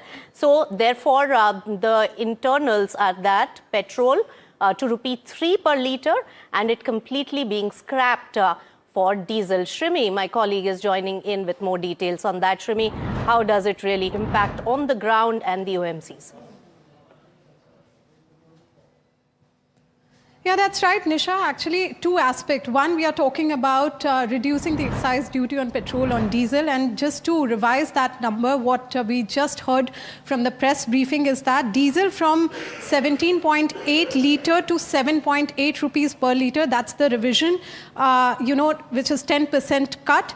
Then, the 10 rupees cut. And then 21 per litre to 11 per litre is on petrol. That's the reduction we are talking about. The second point, and that's again very crucial, is increasing the export, duty on diesel as well as your air turbine fuel, that is ATF. Now, two of these components has revenue implication. One, of course, when you reduce the duty, government will have to bear that brunt, and that is coming as per the initial assessment. And that's what CBIC chairman hinted, that 7,000 crore fortnightly is the initial assessment they are talking about after 10 rupees each cut on the account of petrol and diesel. Now, the other aspect, which is increasing the export duty on ATF as well as diesel, 20 rupees and 29 rupees each. That is coming to the gain of 1,500 rupees fortnightly. Now, this is very interesting, Nisha, because this will take the entire revenue impact on the government kitty is closer to 5,500 rupees. Now, that is something nobody is clearly explicitly saying, but on both accounts, if you see, that's coming to that number that in fortnight, in 15 days, government had to bear 5,500. And of course, they are going to review every 15 days on that. And the third important clarity which comes from the CBDT chair from comparing these from the windfall taxes. Now, windfall taxes, when it was implemented in 2022, it has the crude aspect in that. They were revising the numbers every fortnightly basis on the crude crude price basis. But in this special duty on export duty on both ATF and diesel, there is no participation from the crude side, meaning they are not taking crude prices under consideration. And that's equally important, this clarity equally important, because they're not saying that this is a windfall tax. They're just saying that we are reviewing the situation and we want to ensure adequate supply, domestic ATF supply, and that's the reason of this differentiation pricing between domestic ATF and the ATF which we are exporting outside India. All right, Shrimi, very, very important points there you made. And the biggest point is that the excise cut, which is in the interest of the consumers and the oil marketing companies, but that is the thing that is absorbed by the government in terms of letting go of their revenue. So that's where the excise cut has really come in, and that's the maths that Shrimi, my colleague, was trying to really explain here. So that's an important point to really keep in mind. Meanwhile, also remember that the government has offered a relief to the consumers by boosting the commercial LPG availability. Government has increased the commercial LPG allocation to states to 70%, which is at pre-crisis levels. Now, the Petroleum and Natural Gas Secretary has written to all the states directing them to ensure smooth distribution as well as support uninterrupted supply to the priority industries. In fact, my colleague Danish shares more details on this particular development. Tell us, Danish. With the Secretary of Ministry of Petroleum and Natural Gas, Dr. Neeraj Mittal has written a letter to states in which he has stated that the central government will be allocating 20% more commercial LPG to the states, bringing the allotment of commercial LPG to 70%, which is similar to the pre-crisis levels. In this 20%, the central government has proposed to the states that you will be getting 10% more commercial LPG with certain terms and conditions. And by that I mean the central government wants the state governments to promote PNG connections, and they clearly stated that if you're able to do that, the overall allocation will now stand at 70%. Over the past few weeks, we saw that the government had cut commercial LPG allocation because the domestic consumers were the central government's priority. But now, over the past few weeks, as more and more LPG shipments are being secured, so on the domestic front, the entire LPG situation is more or less on the bright side, and it is improving slowly. But the commercial LPG is still a major cause of concern, and hence now the government has proposed that they will be allocating 20% more commercial LPG, and the extra 20% LPG that the central government will be providing to the states, it will be especially for major labor intensive sectors such as factories for automobile and other industries. So all in all, if we see the central government has clearly indicated that they will be now allocating 70% commercial LPG to all the states. All right, Danish, that's a big move coming in, especially the commercial usage of LPG. Now, restaurants across India are really increasing, switching to coal as an alternative fuel due to the ongoing shortage of commercial LPG cylinders triggered by the Middle East conflict. That's the real word coming in from our ground reports.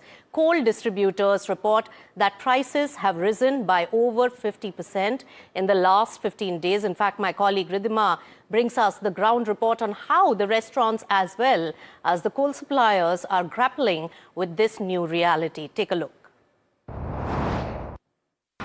Restaurants in Mumbai have started using coal as an alternative fuel to LPG due to its shortage. We are here at Gulshan Restaurant in Kalina, where the owner told us that there has been no other choice but to use coal as an alternative fuel. अभी तो हम लोग को या तो बंद करना पड़ेगा या तो कोयला यूज करना पड़ेगा क्योंकि सिलेंडर जरा भी नहीं आ रहा हम लोग पास. Restaurants have no other option but to use coal for their operations due to the shortage of LPG. This rise in coal demand has led to the increase in prices of coal by over 50%. पहले 15 days पहले जो है 40 rupees 35 rupees मिलता था. अभी जो हाल फिलहाल चल रहा है 70 रुपीज़ 60 रुपीज़ और 50 रुपीज़. ये 3 डेट का चल रहा है. डिमांड तो बहुत बढ़ रहा है कि हम लोग माल भी नहीं दे पा रहे. बहुत सारे ऑर्डर्स मिस कर दे रहे. बहुत डिमांड बढ़ रहे हैं. लेकिन अभी कैसा अगर आने वाले 10-15 दिन या 20 दिन और रहेगा तो कोयले का शॉर्टेज हो सकता है.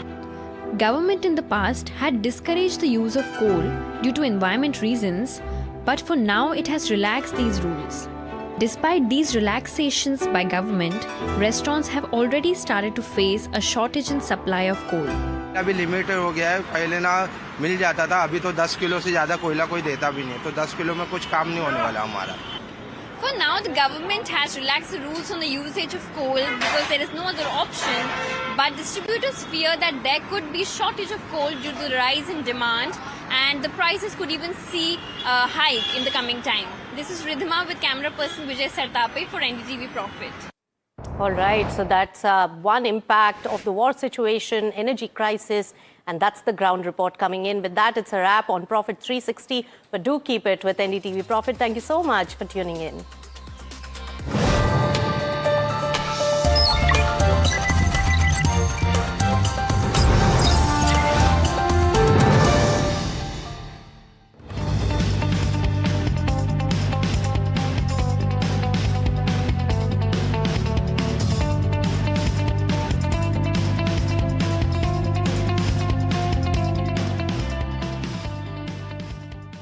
This market is so fragmented on both sides. It was extremely underutilized. We cater to SMEs.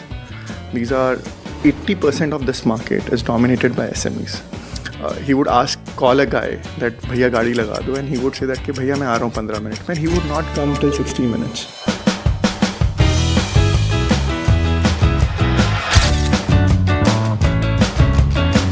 IIT Kharagpur, bright future, can get a good job, got a couple of great jobs, and then decided that I want to start my own business. In JP Morgan, we were tracking US companies. We were inspired by Uber, wanted to do something of our own. We also felt compelled, coming from a Marwadi family, it was also this that कि अभी नहीं करूँगा तो बाद में घर वाले शादी कर देंगे. You started also with a fairly small amount, self-funded. What were those initial pitches like? Initially, raising fund was also difficult for first few rounds. Really? You got funded in 6 months? But we didn't got funded after that. One of the fundraisers, Pranav, had met 100 investors and still not got one term sheet.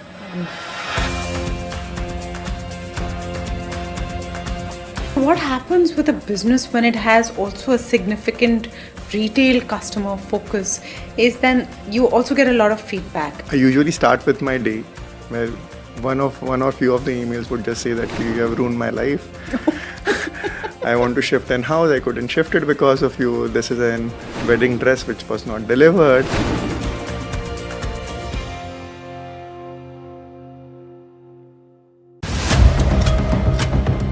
जो अपने बच्चों को गुरुकुल में नहीं पढ़ाते वो अंग्रेजों और मुगलों की औलाद है।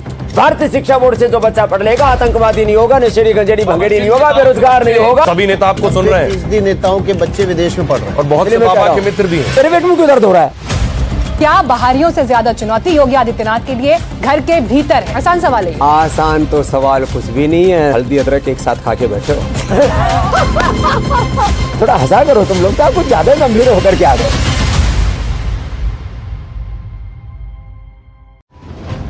Tonight is about the people who built the places where we spend most of our lives. The NDTV Excellence Awards recognize organizations and leaders who are setting benchmarks in people-centric workplaces. The winner is TVS Motors Company Limited. The award goes to Zydus Life Sciences Limited. The winner is Make My Trip. Mr. Vivek Pathak, Planet Cast Media Services Limited. The Lifetime Achievement Award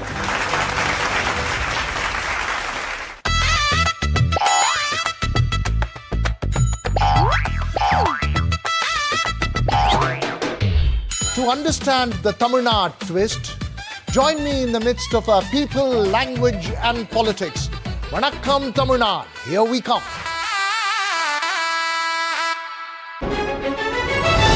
India, a land of story and resilience. 1.4 billion hearts share this home, and the responsibility to protect it rests with all of us. As India moves towards net zero, every step matters. Walk with us as we discover the people and ideas shaping a more sustainable India. India's Sustainability Mission, an initiative by NDTV. The fairways of Kutub Golf Course set the stage as the NDTV DP World PGTI returns for its 5th edition, from surgical iron play to composed putting on greens that run true. India's top pros joined the capital's corporate leaders for a celebration of skill, sportsmanship and connection. Watch at these times.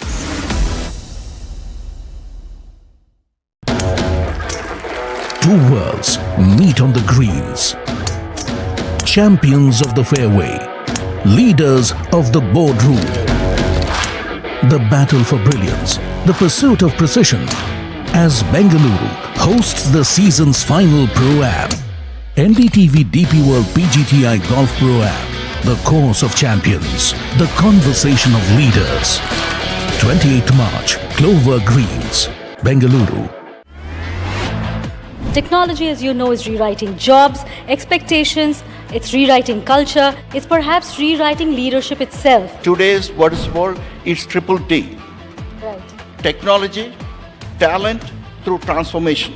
I think it's an adoption of the technology which is all about mindset. There is a $200 billion industry which has already come up in AI, just in HR, and it's going to hit us like a tsunami. Presenting the all-knowing, all-powerful Tech Guru. Whoa. Guru? I'm no guru. Okay. I'm just a guy who loves his tech. A show where the mysteries of megabytes and motherboards shall be unraveled. Bro, nobody talks like that anymore. This is all about connected ecosystems, EVs and AI that you can use in your daily life. That's what we do on Tech 360. Real talk, real reviews, tech that you can actually use. Tech has changed. So should your tech show. New year. New power panel. India market open. Now in its boldest lineup. This is where the trends get tested and stocks get conviction. I'll recommend a buy call on a stock only when I'm fully convinced on the stock.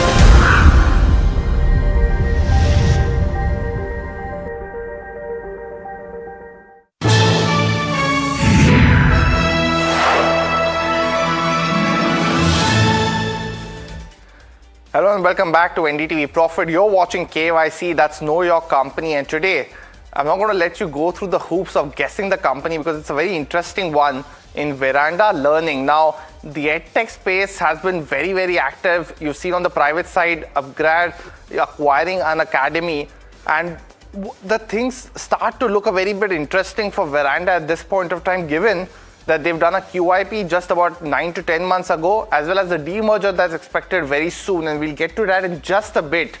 But an integrated online to offline edtech company, meaning that they made an acquisition of JK Shah classes, which give them access to a lot more on the offline side of things.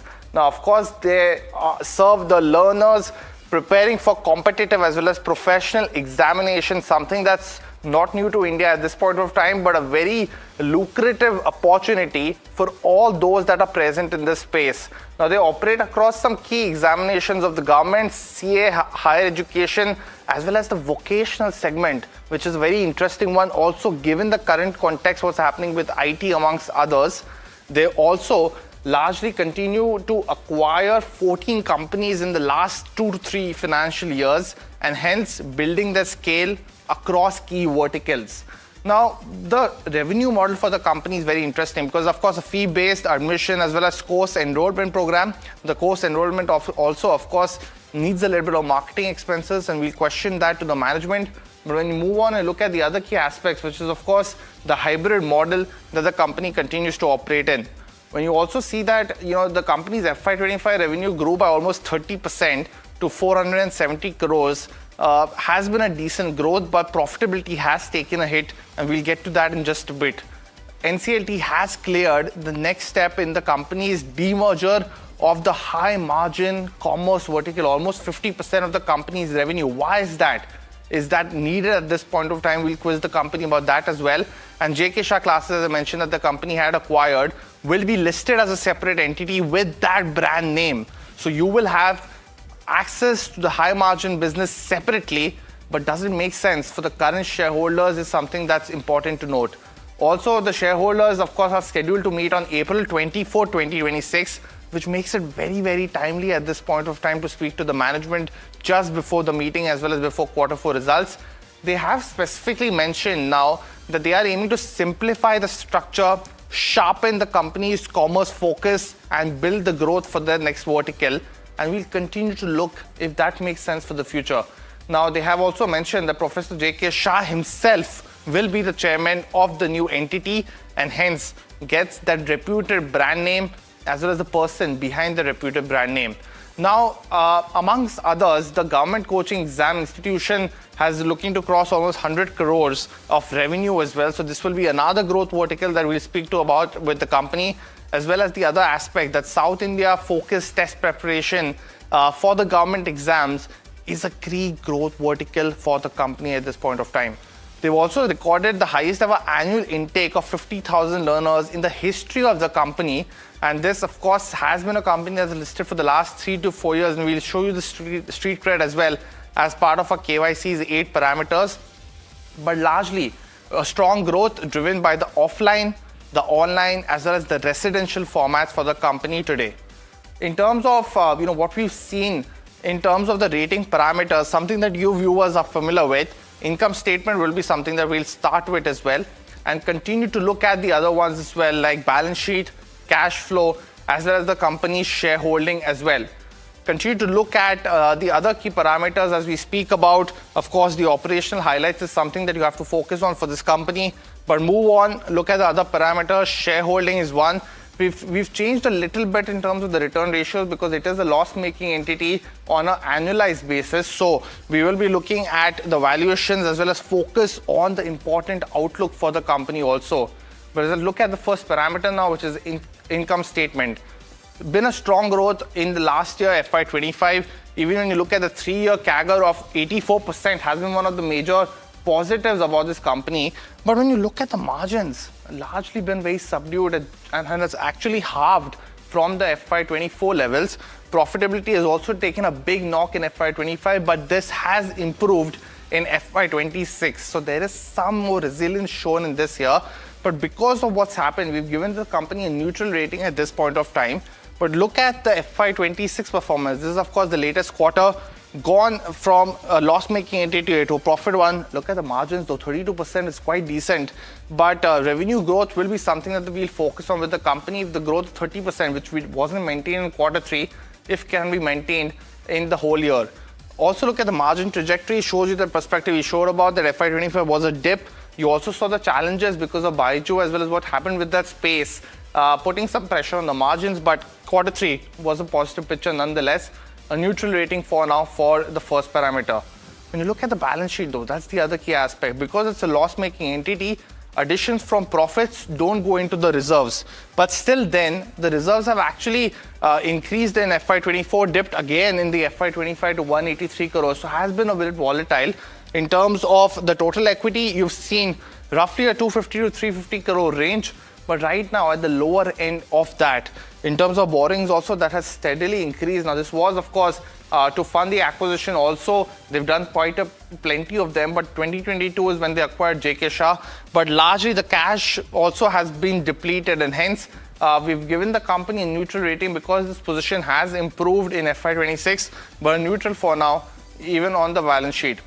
Let's look at the cash flow aspect of things now, because this is very important for a younger startup, younger platform company, and shows you that focus. Now, from operations, you've seen an improvement, almost doubling in that sense from FY24 levels, FY23 levels as well.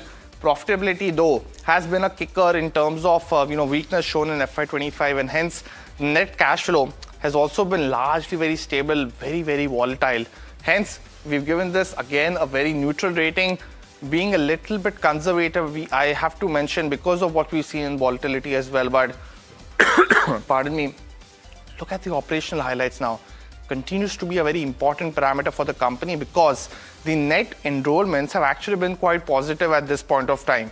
So when you look at the FY23 levels, that has been increased. Or look at the last 2 years also, has steadily increased from 1,50,000 to almost 2,50,000 in FY25, and a huge jump of 3,28,000 in 9 months of FY26. So Q4 becomes yet again very important for the company.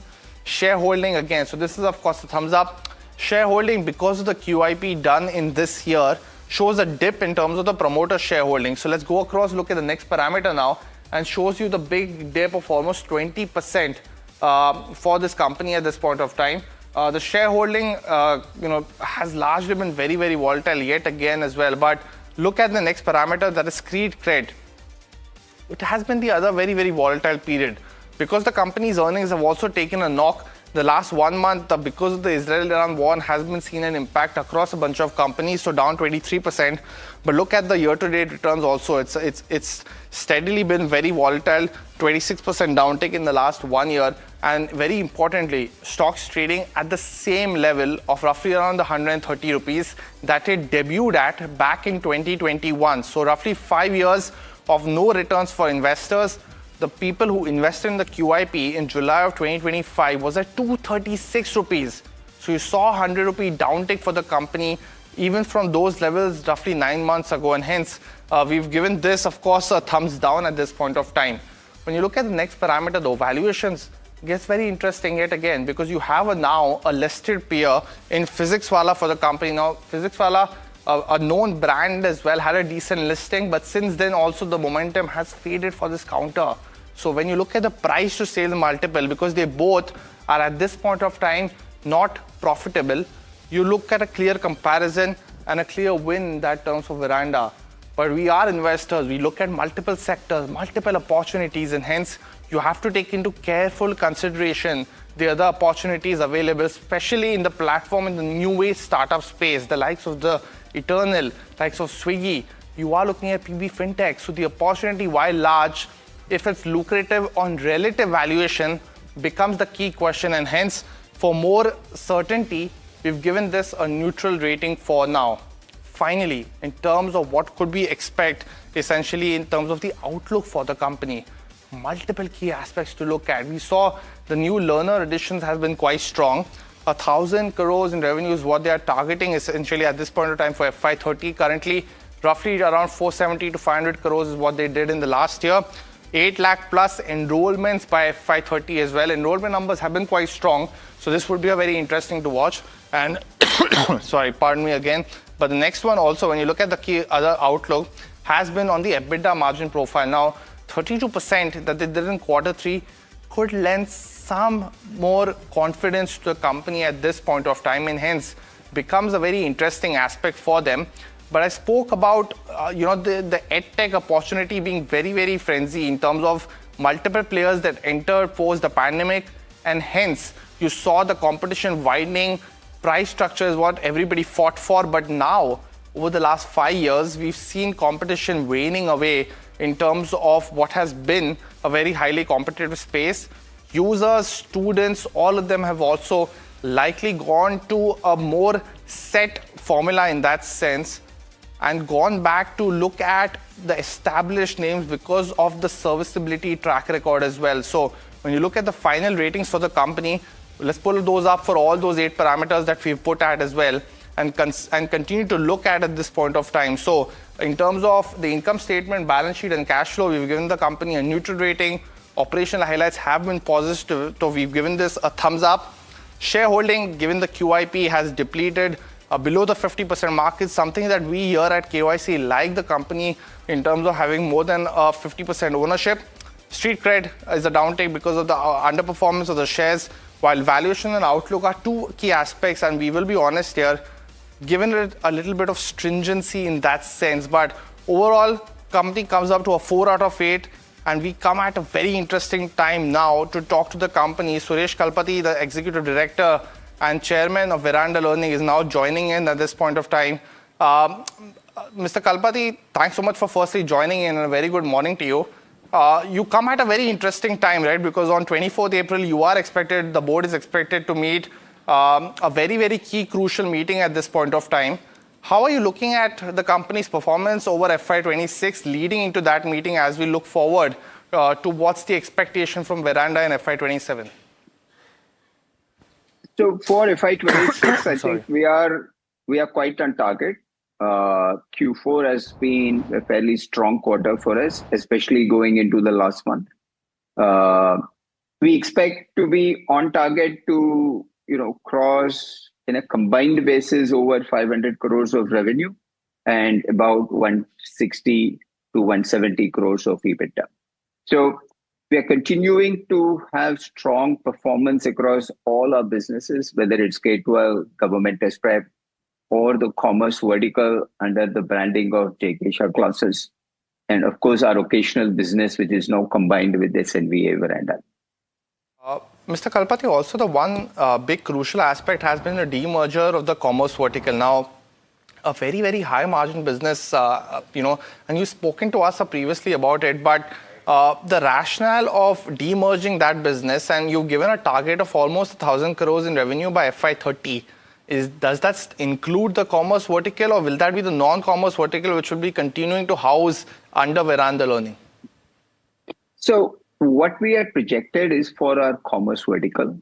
And there are three key reasons why we are considering and we have been pushing forward on the demerger. The first is to create a very focused business which is focused on commerce. No better branding with a pedigree like JK Shah Commerce Education Limited. Professor JK Shah himself would be the chairman and CEO of the newly listed company. We expect that to happen sometime in June. With the projected EBITDA for that business alone at about 180 crores to 200 crores for FY27, we expect it to have a very strong listing. It's expected to achieve growth